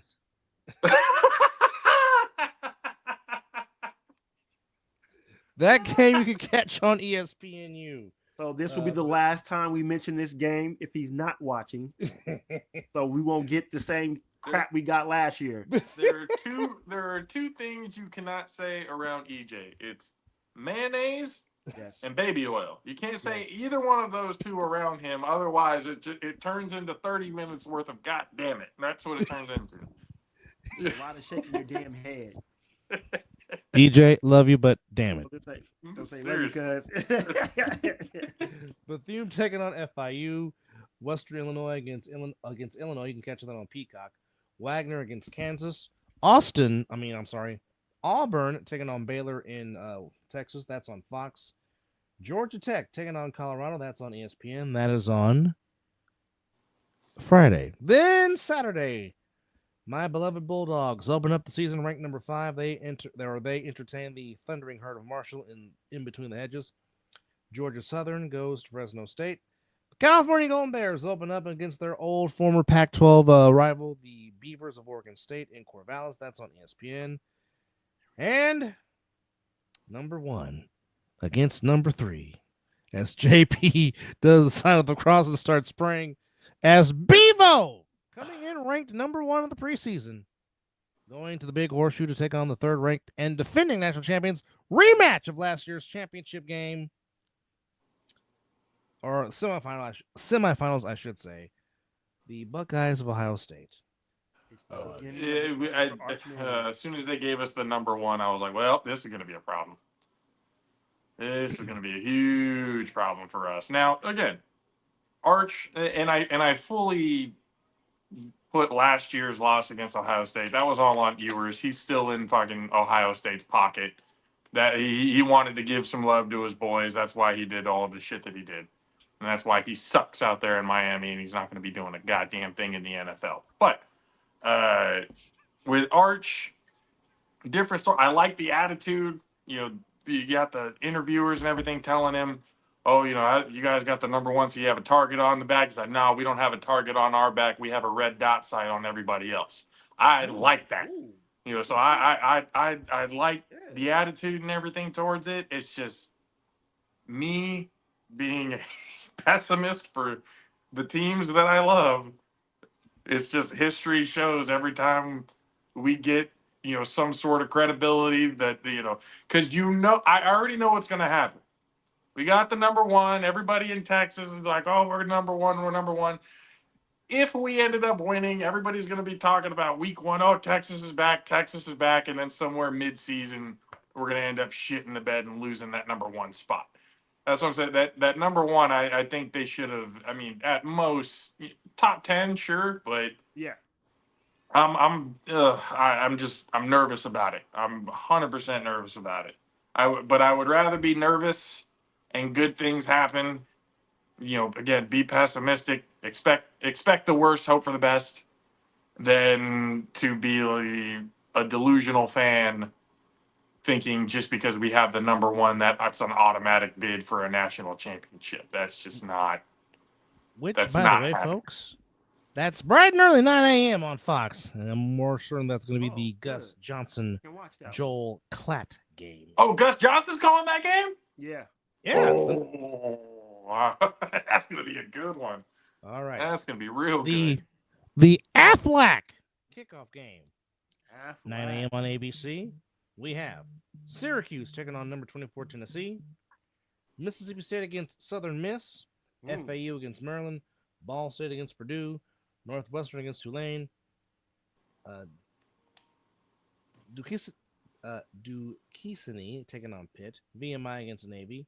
Merrimack against Kent State. Toledo against Kentucky. Fordham against Boston College. Robert Morris against West Virginia. The Battle of Ken Kniffs between Central Connecticut and UConn for the Ken Kniff Trophy. Old Dominion takes on 20th ranked Indiana. Eastern Kentucky against from Louisville. Louisville. Let's all say a prayer for the Nevada Wolfpack as they are taking on the second-ranked Penn State Nittany Lions in Beaver Stadium. Well, I won't say that yet because we have seen some teams. Let's say a prayer for them. Fall. Mizzle's beloved Seminoles opening up at home against number 8 ranked Alabama against the Elephants. Ooh. That's at 12:30 on ABC. Bucknell taking on Air Force. South Dakota taking on Iowa State.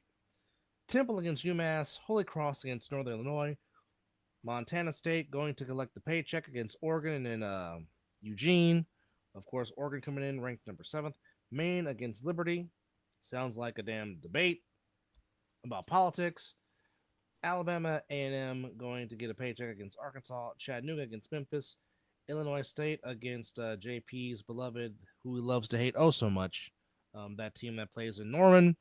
There it is. There it is. And there it is. And there it is. Who are coming in 18th ranked in the season.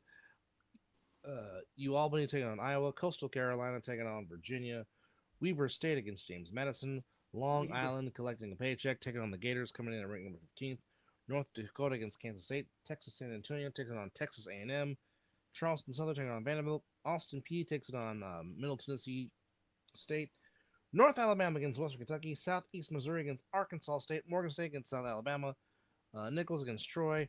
A very good matchup in prime time. Number 9 LSU taking on number 4 Clemson in the Battle of the Tigers. Ooh. You can catch that on ABC at 4:30. Absolutely. Michigan coming in ranked 14th, taking on New Mexico. Arkansas Pine Bluff against Texas Tech. Even though I know it's not going to happen, but go Missouri State. They're playing USC at the Mausoleum. Damn right. Southeastern Louisiana against Louisiana Tech. UTEP against Utah State.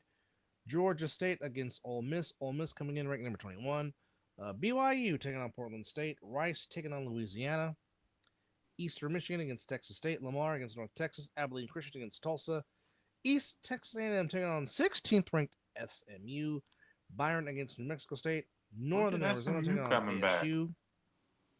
Idaho in the Palouse taking on Washington State.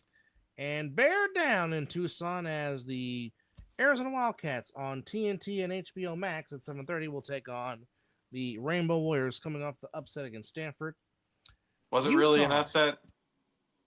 Stanford's kind of ass. I'm not going to lie to you. After watching that Stanford kind of ass. You don't say.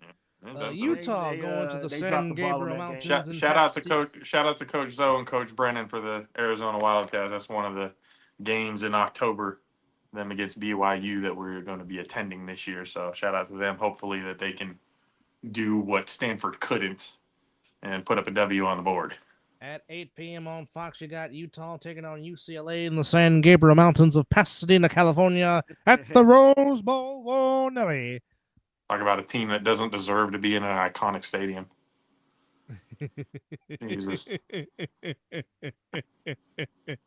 Some teams that they just you look at the team and then you look at the stadium. It's like there's more history of other teams playing in that stadium than it is for you. So I wouldn't even really claim that.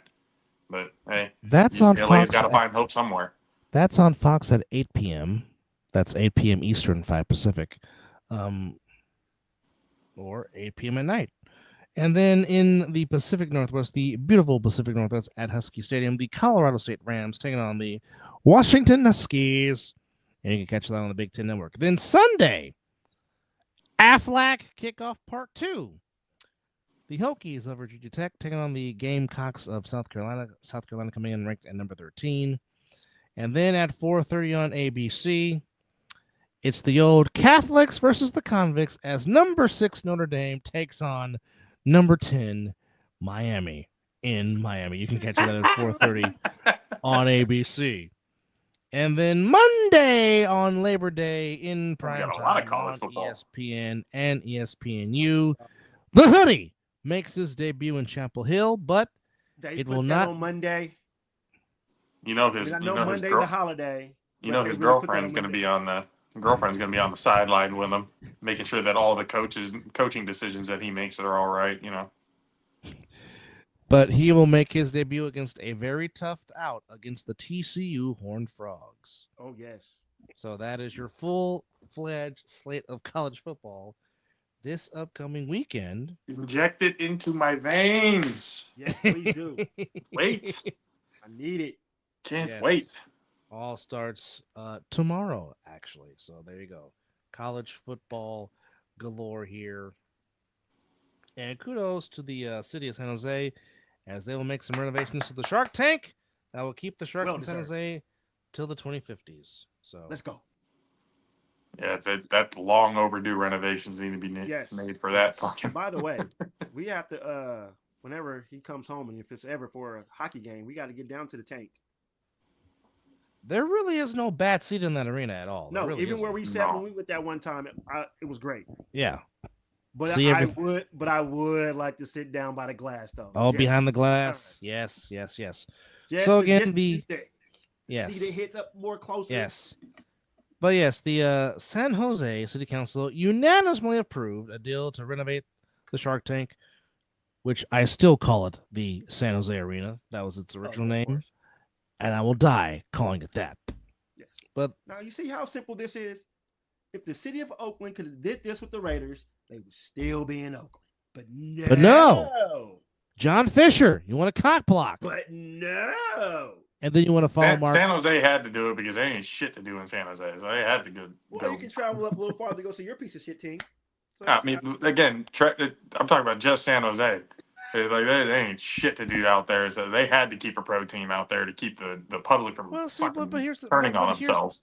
But here's the thing. Now, again, if the Giants weren't assholes, because people keep forgetting this, when the Giants were about to move to Tampa Bay, the Haas family, Walter A. Haas, for people that don't know, also was the owner of Levi's and Levi's factory in the city.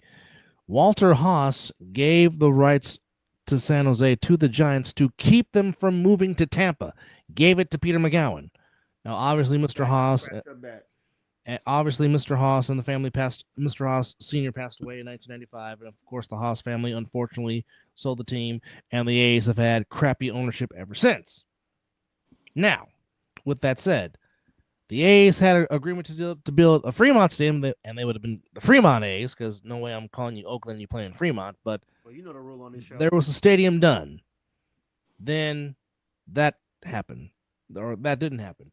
And then Larry Bear and the Giants and their ownership group was cock-blocking because they could have given the rights back to the A's, and the A's could have easily built a stadium in San Jose because there's plenty of places in San Jose to build. We'd rather keep the San Jose Giants than to let the Jose, the single A team, yes. The single A, not double. Okay, yeah, single A. We would rather have the San Jose Giants, who have actually won championships, be in this city. We'd rather have a single A team than a single A major league team, who is essentially a developmental program for the rest of the MLB. So that, I mean, yes, even I was looking at that one going, man, hey, if I was the Giants, I'd say the same thing. Fuck off. We got our own team here. Go find another. We can develop them. We can develop you. Get good for 3 seasons, and they won't pay you. Bro, Tejada, Cespedes, just the amount of names that have come out of the Oakland or the Las Vegas, Sacramento, A's, or the Sacramento A's, whatever the fuck they're going to be. You know what? Just call them Athletics.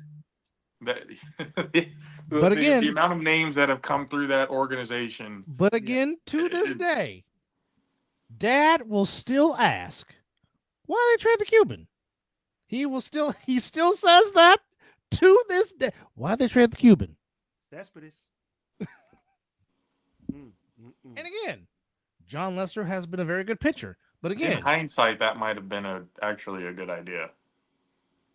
Not at the time when he was playing with the A's, no. No, I mean, at that time, no. The A's had the best record in Major League Baseball.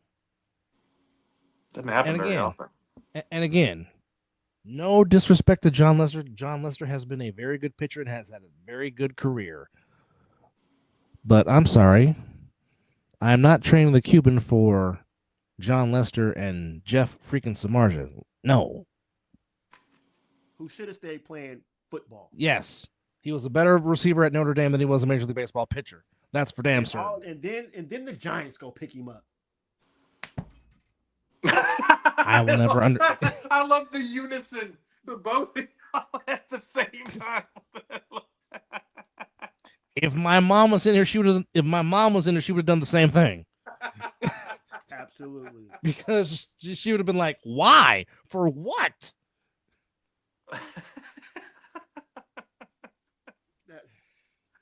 The in unison leg slap. Y'all really do have the same mind. That's crazy. It been trying to tell people this for 20 plus years. I'm like, of all the pitchers, Jeff Samardzija, really? Like, seriously, this is we're gonna spend money on him? Why? I mean, they didn't really spend money on him because that's not what the A's do. But no, that's what the Giants did. The Giants spent money on him. Yeah, wasn't that during the Dodgers mole was our GM? Farhan was not there. Farhan wasn't there yet. Not there yet. Okay. I think Farhan just got to the Dodgers because he was with the A's under when Bob Melvin was there. Now this is some crazy stuff, but Quentin Brown, what are you doing? Which, by the way, folks, that is Jaylen Brown's dad. Oh yeah. Who? What did he do? Well, he apparently was in my city last week, last Thursday to be exact, and is accused of attempted murder in connection with a stabbing that happened Wednesday night in Vegas. He was booked into the Clark County Detention Center, made his first court appearance Thursday afternoon, and he was due back yesterday. And his bail bond is set at $300,000. Which he's probably already Las out. Vegas police said the stabbing occurred after 2 people got into an argument in the parking lot. Brown allegedly dinged the victim's car when he got out of his SUV leading to the argument, according to police. Brown allegedly stabbed the victim multiple times after his back was turned. The victim was taken to a local hospital and is recovering from surgery, officials say. Nobody knows how to throw hands anymore, do they? Nope. No. Brown's attorney said his client was attacked first and the stabbing was in self-defense. Really? Self-defense? His back was turned, you bitch. The hell? What self-defense is that? I was afraid for my man. Ugh. And Malik Beasley is no longer the target of a gambling probe. Good for him. Yes.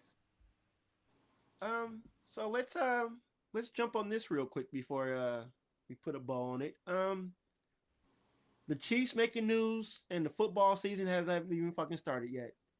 If you're gonna say what I think you're gonna say, Thank no. you, Travis Kelce and fucking Taylor Swift.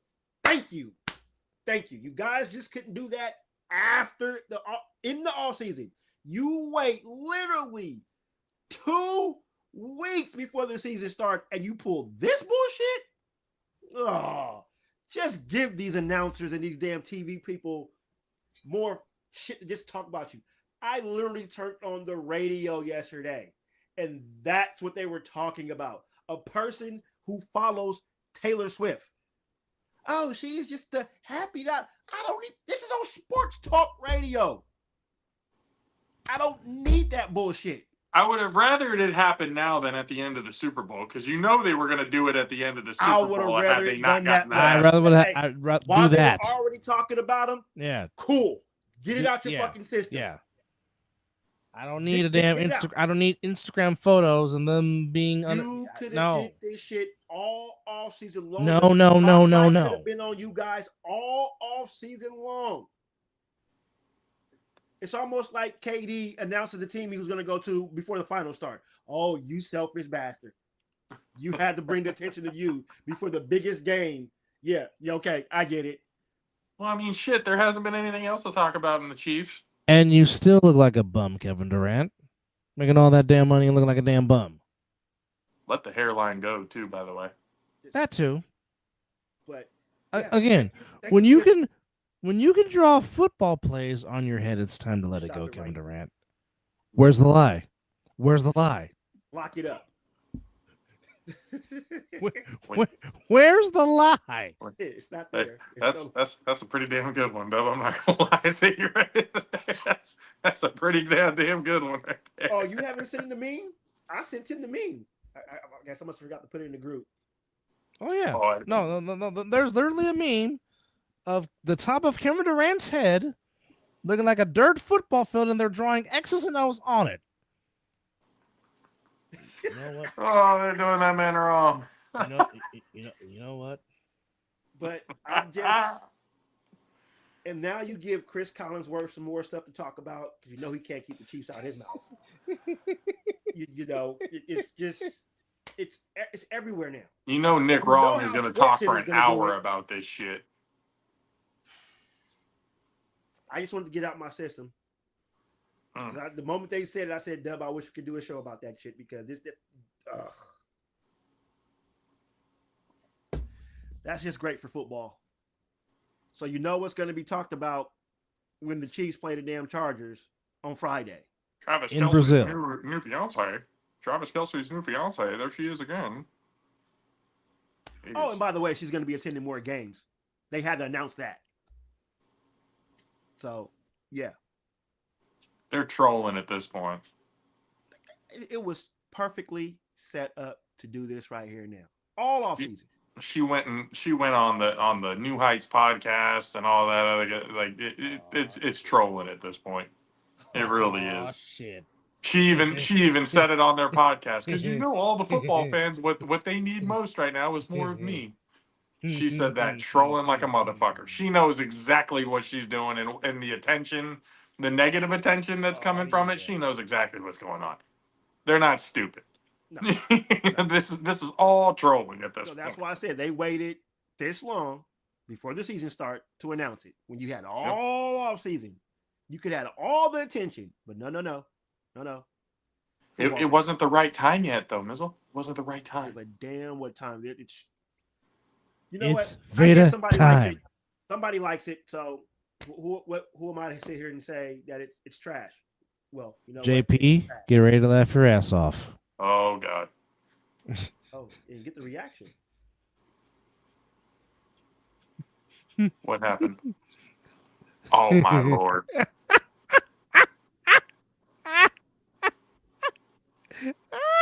Man, the internet stays undefeated. Holy shit. They will never lose. Oh, baby. Hey, people are creative. Okay. You gotta give credit where credit is due. Because I know some of the People things are I've been sending in the creative. group chat. Oh like, wow. man, yeah, they did him dirty on that one. Making all that money, making all that Nike money, and you would have looked like that. Help me understand, Mr. Durant. Help me help you, because I don't get it. Not at all. But then again, maybe it's not meant for me. Okay, that's good because I was hoping he would get to the practice squad. So the Niners are putting Sebastian Valdez, who had a very good camp and a very good preseason. He's on the practice squad.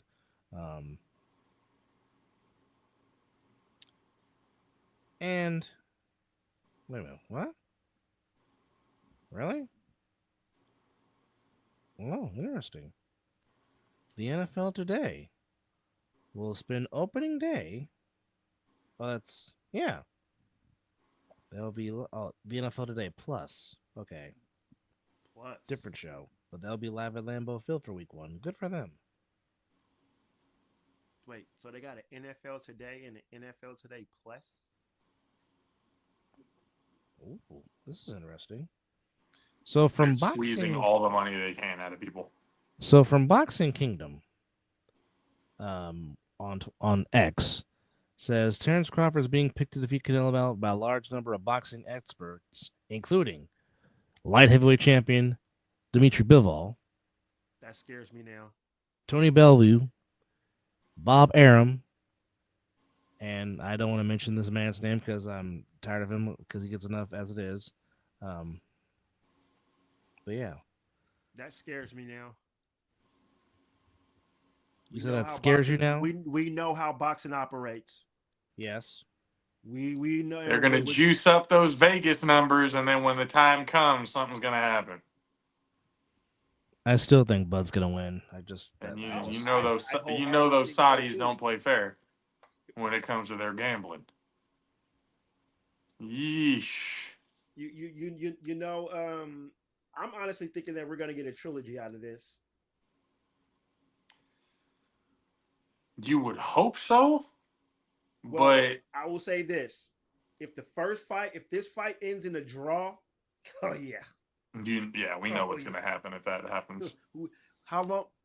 All of us combined have a good historian when it comes to this sweet science that we love. We just know things. Well, when was the last time Canelo had? Correct me if I'm wrong. Is Triple G really the only trilogy he's ever had? Correct. Yeah, that needs to change. So, see? And Crawford hasn't had a trilogy, if I'm not misunderstanding. Well, we could have had one if he didn't freaking destroy Earl Spence the way he destroyed Earl Spence. Good Lord. Dude. I mean, they still... Here's the thing. They still can make a trilogy out of that because, I mean, you look at Errol Spence, that fight, he did not look like himself. That rehydration clause fucked him up. Plus, he just came out of that accident too, right? Yeah, so I think he should get at least one more shot to kind of, redeem himself. And if it's kind of the same result, then, I mean, there's nothing really you can do after that. But he did not look like the same Errol Spence that we've come to know. Again, that rehydration clause it fucked him up. So I think that's one of those fights that Bud should kind of look at and go, I think I need to give, because I'm pretty sure there's a mutual respect there between the two of them. Oh, 100%. So I wouldn't doubt if somewhere down the line, maybe in the next year or two, that we get a rematch. The contracts are a little bit different to where Errol Spence can actually perform at 100%. Yeah. Compared to where he was at like 60, 75, if that. Because car accident, bro. I'm shocked the man came out of it the way that car went flying, and it was a drop top. Yeah, just after a car accident, rehydration, just all the factors that went into it. Yeah. Yeah. I think he's deserving, and I think Bud has said he wouldn't mind a rematch against Spence.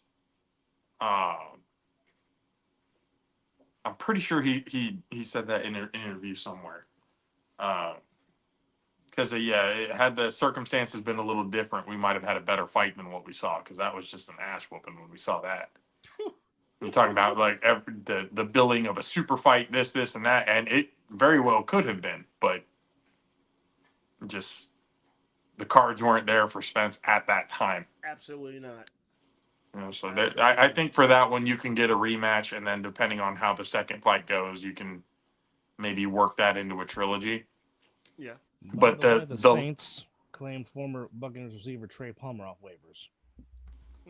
I think with boxing nowadays, there hasn't been a whole hell of a lot of, big time trilogies that you look. I mean, the last trilogy that was actually kind of, legitimate was what, Fury Wilder? Yeah. Yeah, I won't disagree with that. And before that, Canelo Triple G. I can't really name any other, Marquez because and a lot of Pacquiao. well, I I mean, was entertaining. yeah, they can fight each other, forever and ever, Yeah, and it'll still be a good fight no matter Absolutely. what. absolutely. True, but Yeah. damn it. When But- Pacquiao fell down face first and ass up, the whole country of the Philippines started crying. Look what he did to our president. That was crazy though. Pacquiao's wife was like trying to rush the ring, trying to get to. She was actually like scared. It was Like, it was like Marianne Creed in Rocky IV. Apollo. people thought he was dead. He was not up for like a good 2-3 minutes. Like he was. I cannot be defeated. I beat all men. One day I beat world champion. If But he I dies, think he fighters dies. nowadays are, again, most fighters, once they get that 1 in the 0 column, they kind of give up on themselves. And that's that bullshit Floyd Mayweather effect I that he's agree, put out there. which is why I wish, dear God, I wish we was doing this show during the Kings era of Duran, Leonard, Hagler, and Hearns. You could dedicate whole shows to just those fights. Yes. Yeah, I'm about to say we can just that'll be like a separation. That's all we have to ring psychology. We just do boxing. Like I said, give me 8 minutes of Fury with Hagler Hearns any day of the week, and I will watch that proudly. The greatest 3 rounds you'll ever want to see in boxing. Because it's like the fighters nowadays. It's like once they fight each other once, whatever the outcome is, the winner never wants to give a rematch. Nope. The winner's always like, "I already beat you once. That's all that really matters," type of thing. And there's not more of a let's run it back. And they'll say it in the ring. Yeah, we'll run it back. They never fucking do. They never do. That's why you rarely see trilogies happen nowadays, and which kind of sucks because trilogies are really what kind of made Yes. boxing. It's what makes boxing special. Yeah, absolutely. Would have been a good trilogy as well, but he started to duck him. Tank versus Lamont Roach, because that first fight was spectacular. Yeah. Spectacular. I don't think Tank is in it anymore. I don't No, think he's not. He's not. I mean, No, because when Roach pushed him to the limit, that's when Tank lost it. mm-hmm. Yeah. Somebody toe to toe with him. Yeah. So now he'd rather go fight fucking Jake Paul. And you know what? As much as I don't like it, I but want a guess double what? knockout You're not so turning bad. down. You're not turning down $200 million. I want a double knockout so bad. You It have would be no nice. idea. I mean, we can all sit here and be upset about him not taking the real fight per se, but like my dad say, I ain't never mad at somebody making their money. $200 million to prance around and try to entertain us. 200. I wish I could make half of that. $200 million on an expedition fight that's going to actually damage your legacy a little bit. Like Bob Euchre said, he's still a dick. Like for me, I just, and again, I'm only saying this after again, if $200 million was offered to me, I can't really say I would turn that down.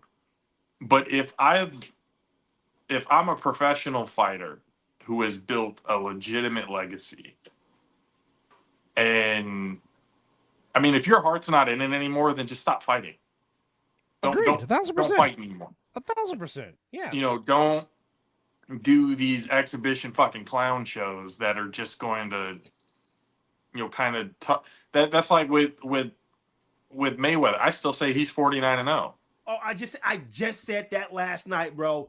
I was talking about the Canelo fight and stuff like that, and we got Merriweather, and I'm like, he is not 50-0 to me. He's 49-0. That McGregor fight, you didn't even fight a real boxer, bro. Just like if they're gonna count freaking Tanks against Jake Paul, bro, it's an asterisk.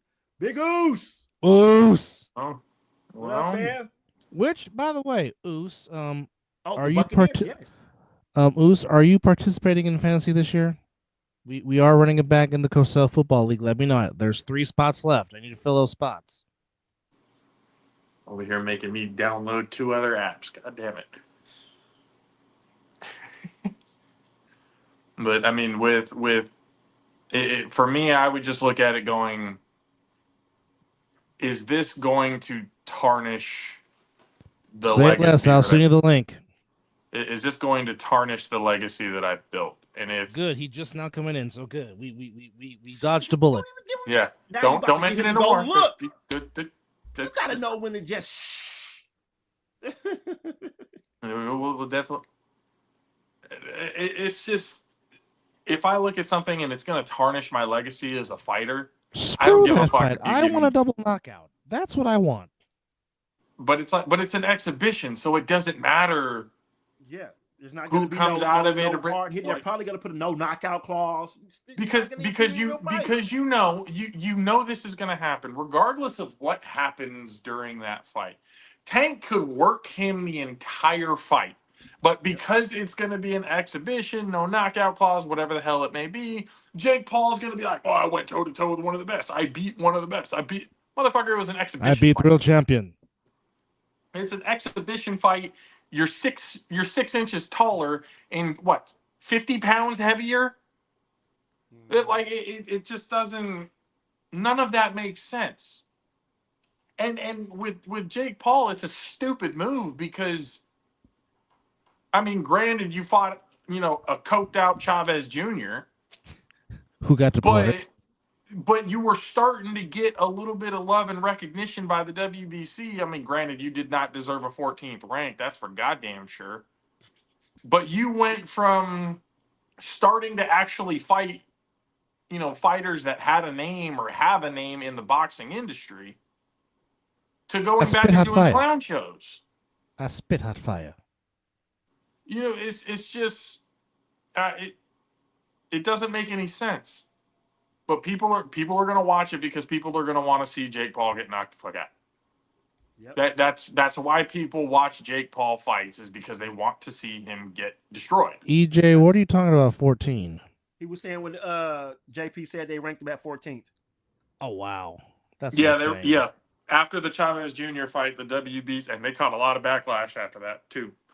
Mr. Suleiman, Mr. Suleiman, what the hell are you thinking?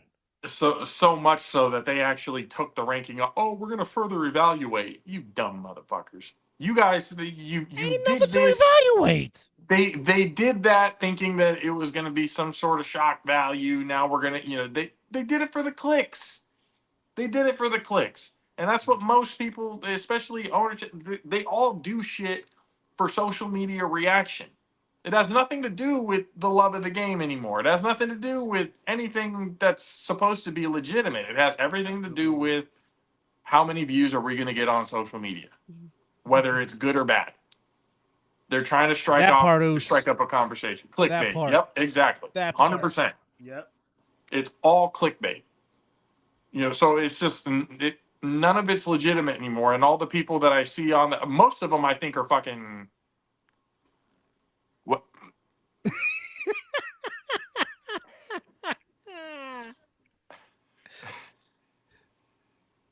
Like most of these clown shows and everything, it's just it's you're really taking away legacy. You're really taking away what it really means for the sport. And boxing was on the come up. Boxing was doing well. And then all of a sudden, all the celebrity boxing and everything else like that started coming in. The Paul brothers started doing their thing with the boxing, and it took a turn for, I would say, the worse. It's like, oh well, we're bringing in more fans. Yeah, but the fans that you're bringing in don't know shit. And the fans that you're bringing in are mostly your troll bots that you have running around who've been bootlicking and sucking you off since the very beginning. That will just sit there and defend you for God knows what reason. I don't know what Jake or Logan Paul could have possibly done for anybody for them to have the following that they do. Unless it's just people who, we relate to being a dumbass troll. Because most of the dumbass trolls, had it not been for social media, would have never had a platform. The Village Idiots would have stayed the Village Idiots. And nobody fucking paid attention. Which, I know he doesn't like him, but damn it, John Cena went in on him on Friday night. 100%. With his promo. 100% he did. Like, Logan, you ain't shit. That was great. You're really not. 23 matches. 23. Oh, dang, EJ, say it with passion. Now those folks aren't giving care to the. May he rest in shit. Exactly. That was like I said, honestly, feel nowadays folks aren't giving care to legacy anymore. What happens? Exactly. It's all. It's all what happens in the now. It's all the recency bias of everything. That's where things kind of. People don't pay attention to history anymore, and we see, and that comes from more than just fucking sports, and that's a whole nother show that I can get into on that whole thing. But not being able to acknowledge the history. Go to timeout.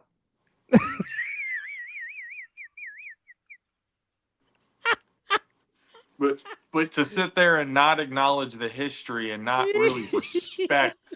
I couldn't pass that one up. I'm sorry. Oh Lord. Oh Lord. To not, people are going like, why are they laughing? Just trust that it's it's something hilarious. But it's like the disrespect for the pillars that grew the sports. Boxing, football, baseball, basketball, what you name it, like everything that historical sense that built these professional sports to where they are completely like the generation nowadays is like, well, who gives a shit about the old heads? Who gives a shit about the past? Yeah. Well, without the past, motherfuckers, you wouldn't be here. None of this would be possible without the past. That's why you got to respect it. Mizzle, this is about to make you mad, but Sincere McCormick has been signed on the Niners practice squad. We got to ask him, Genty. That's good for you guys though, because he is. No, he's solid. He is very solid. Yeah, that's a good pickup for you guys. And as you just said, that I just saw it.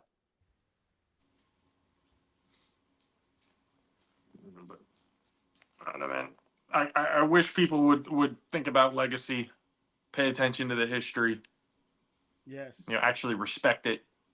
Yes. Give the flowers to the people who got them to this point, gave them a platform to, whether for good or bad, they gave you a platform to be able to go up and actually be somebody. Because without it, they would be nothing. Without it, we wouldn't know who any of them fucking are. Oos, would you go to the game if that actually happened? Ooh. Niners versus Bucks NFC title?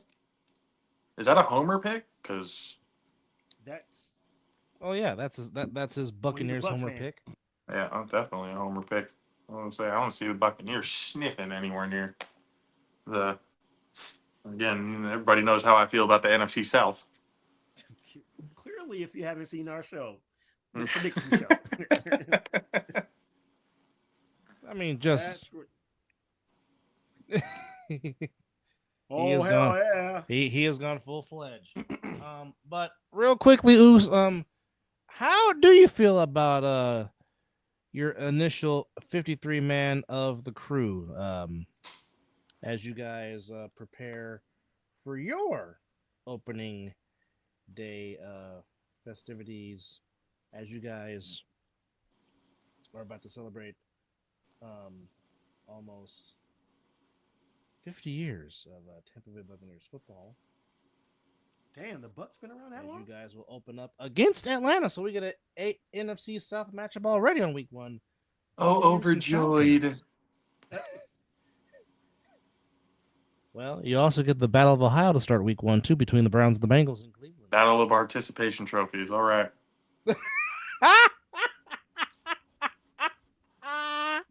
Which, by the way, folks, Spencer Rattler won the Saints' starting job at quarterback. Yeah, they tank it. Hey, JP, like I said on your post, no matter who they were going to start, they're tanking. They don't have a real starting quarterback. He says they shouldn't have let Nick Jackson go. All the mother efforts just was to space on a Madden roster. Is there talks about bringing Shiloh back to the practice squad up there in Tampa, Oos? Do you know anything about that? All right, well, that would be interesting. Yeah. Wu-Tang is for the children. We teach the children. Oh, damn it, Mr. Russell Tyrone Jones. We miss you. He says maybe for depth. Yes, we have gone all across the way here. But here's the actual week 1 matchups for week 1 in the NFL. As mentioned, the Eagles of Philadelphia raise up the trophy and banner against the Arlington Cowboys. You can catch that on NBC on Thursday. I don't even know why they did that. And then Friday, exclusively on YouTube, it will be the Kansas City Swifties taking on the Inglewood Chargers in Brazil. Again, say it correctly, 2 pieces of shit. Says the man that bleeds silver and black. Yes. Speaking of the silver and black, the Pete Carroll era works in Foxborough. As just mentioned, the Buccaneers in Atlanta taking on the Falcons. Battle of Ohio on the shores of Lake Erie and Cleveland. Dolphins and Colts in the Big Horseshoe. And the Battle of the Kitties, both celebrating their 30th season as NFL franchises between the Panthers and Jaguars. That'll take place in Duval. Cardinals in the Dome against the Saints. Pittsburgh making of all the talent in Florida, their professional teams fucking suck. Aaron Rodgers gets a chance to stick to the Jets already in week 1 as Pittsburgh makes their way to East Rutherford, New Jersey. And the NFC East starts off with the Commanders at home against the East Rutherford Giants. Broncos. And for Cam Ward, your first NFL game is in the altitude against the Broncos in Denver. And on CBS, where Jim Nantz, the 21 will be, it'll be the Lions and the Packers on the not-so-frozen tundra at Lambeau Field. And the Inglewood Rams will host the Houston Texans. Niners will be in the Pacific Northwest taking on the Seahawks. And on Sunday night, it'll be a rematch of last year's divisional round between the Bills and the Ravens in Orchard Park. And really? This is our first Monday Night Football game of the year? Really? And on Monday night at Soldier Field, it'll be the Vikings and the Bears.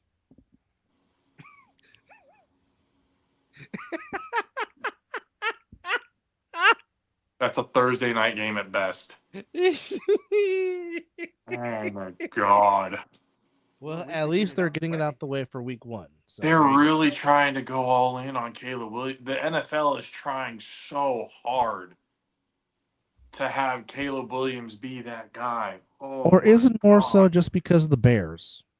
No, it has nothing to do with the Bears. The Bears have sucked for the last decade. They don't give a fuck about the Bears. They give a shit about the quarterback of the Bears right now.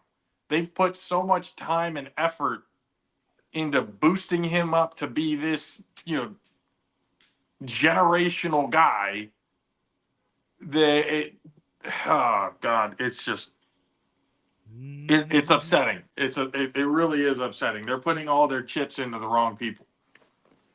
You're gonna give the Bears a fucking Monday night game to start off the year? Bear Man. down, Chicago Bears. So when JJ McCarthy goes in and absolutely fucking wipes the floor with Chicago, then what? What's the conversation going to be? Oh, it couldn't possibly be Caleb Williams' fault, right? Skull. Couldn't possibly be Caleb Williams' fault that they fucking suck against legitimate teams. He's doing the same thing in the pros that he did in college. You can beat up the shit teams, but you get your ass whooped by the good teams. It's exactly what he's doing. Get beat by the Utahs. It's essentially what's going to happen. All right. I see the Vikings beating their ass by 3 touchdowns or more. Wow. Easily.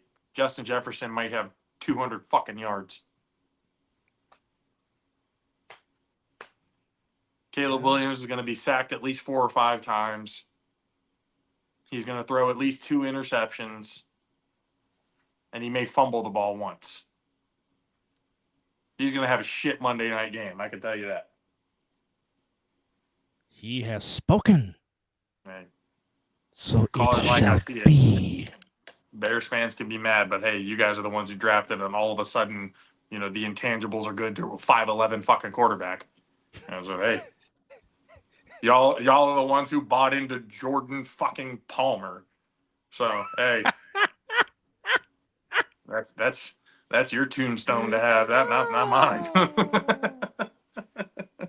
He says y'all gonna live by it, and y'all You gonna don't just die by it. That's wow. That is terrible. That Fucking is terrible. Yeah. Terrible. Which, by the way, folks, that's returning to the channels of NBC and Peacock, and you get to hear the great Round Ball Rock theme again, brought to you by the great John Tesh. Looking forward to that on Peacock and NBC. And the NBA All-Star Game will be on NBC, so there you go. The Yankees are molesting the Nationals 11-0. That's in the 5th inning. Oose's beloved Tampa Bay Rays up 3-2 on the Guardians. That's in the 7th. And the Braves all over the Marlins 9-1. That's in the 6th. In about a couple of hours, it'll be the San Diego Fathers taking on the Mariners. And then everyone else gets going at around the 3:30, 4 o'clock, 5 p.m., and 6:45 time frame. So there you go. So the Giants for 2026 will be in Sacramento May 15th, 16th, and 17th. Giants fans are about to take over that stadium. Again. And that is... Oh. Interesting. Wait a minute. Yes, that is a Friday, Saturday, Sunday series.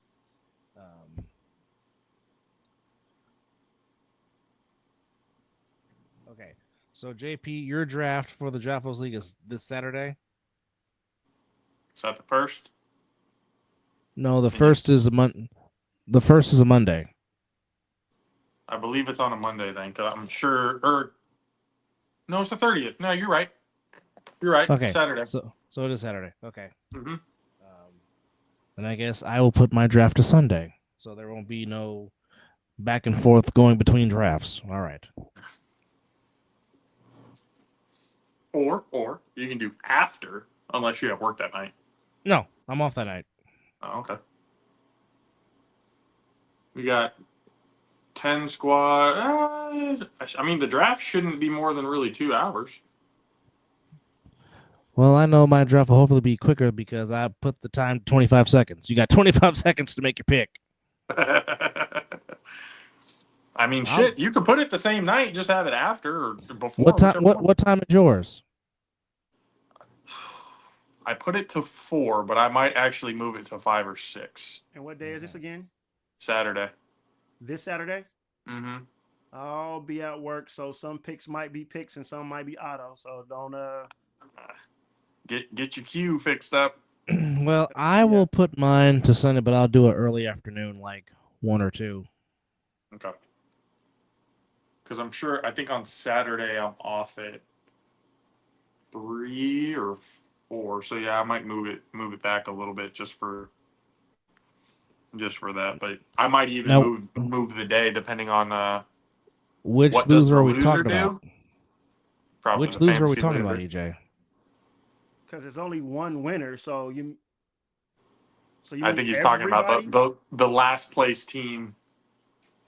Oh, I mean, we're definitely not going to do what I saw one fucking fantasy league do and have a motherfucker enlist in the army. That ain't gonna happen. Somebody, wait, the somebody had to loser enlist went in the in army? if they lost. What? It's the last place. The last place team enlisted in the army. Yeah, people are wild. That's Last wild. place person? Shit, I don't know. See, this is why we didn't mention anything because we knew he would probably bring it up on his own.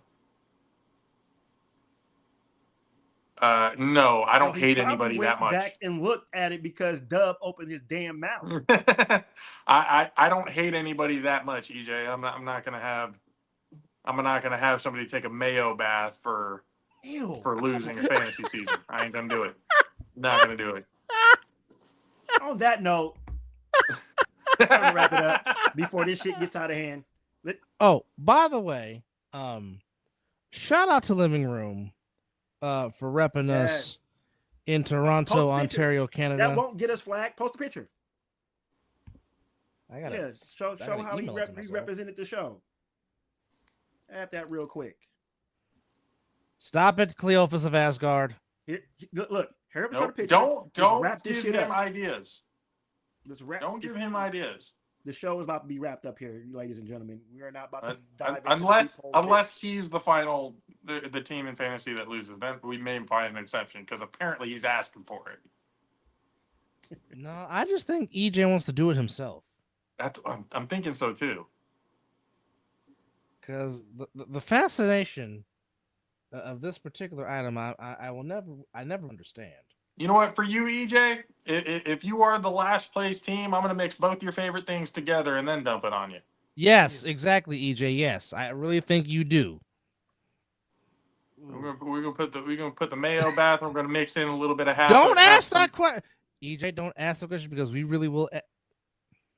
You're gonna have some mayo mixed with some Diddy baby oil just for you, buddy. Nobody else is gonna get that last place treatment, but you. So you better make sure that you're not getting last place in the fantasy league this year. And boy, are we gonna film the fuck out of that when it happens. That's going straight to social media. This is a self-inflicted wound. We did not do anything. He is the one who mentioned this. Diddy Mayo is Doug, please. Come on, please. Which, by the way, folks, shit's getting out of hand right now. Please don't forget. Please get your Jaffos TV gear. Get your Mills and Dubs show gear. We got gear all over the place. Again, any 17 KD purchases, all proceeds go to him. Any Forever 10 or Really Real gear, all proceeds go to Declan Mason.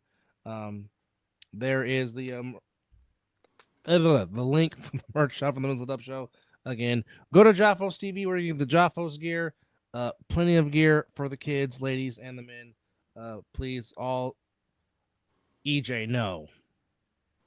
Again, it's only going to be for you. You better not get last place. It will only be you. Okay, first off, EJ, what fantasy football league are you doing? Mine. Oh, okay. Jaffos League. That's what I'm saying. That will only be you if you get last. So. Oh, God, he's even got a title. Jesus, Lord. The Diddy Mayo bath. Hey, pray for him. He's asking for it. If you're asking for that to happen, then it's only going to happen to you if you get last. So the Diddy Mayo is all EJ. Diddy Mayo. Of Asgard, no, I'm not. No. Why are you delaying the end of the show, bro? I swore it's like a minute ago. That might fuck around and be a bestseller, and I don't want that to happen. Okay, on this note, folks, we were not expecting to go 2 hours, but thank you guys for hanging out with us as signing deals, cut down day, rosters for field, and then a week from tomorrow, the records count. Again, we got Cowboys Eagles next Thursday. As Mizzle likes to say, go ahead and say it again, Mizzle. What's that? The game in Brazil between the two. two pieces of shit. But also, don't forget, full-fledged college football. JP will be doing Signs of the Cross at 9 a.m. at his beloved Bevo Longhorns. Yep. Take on the Buckeyes of Ohio State. And Mizzle will just, I don't know, say the hell with it as his Seminoles take on the Elephants of Alabama. Hopefully, my Bulldogs won't be having troubles with the law as they play the thundering herd of Marshall between the hedges.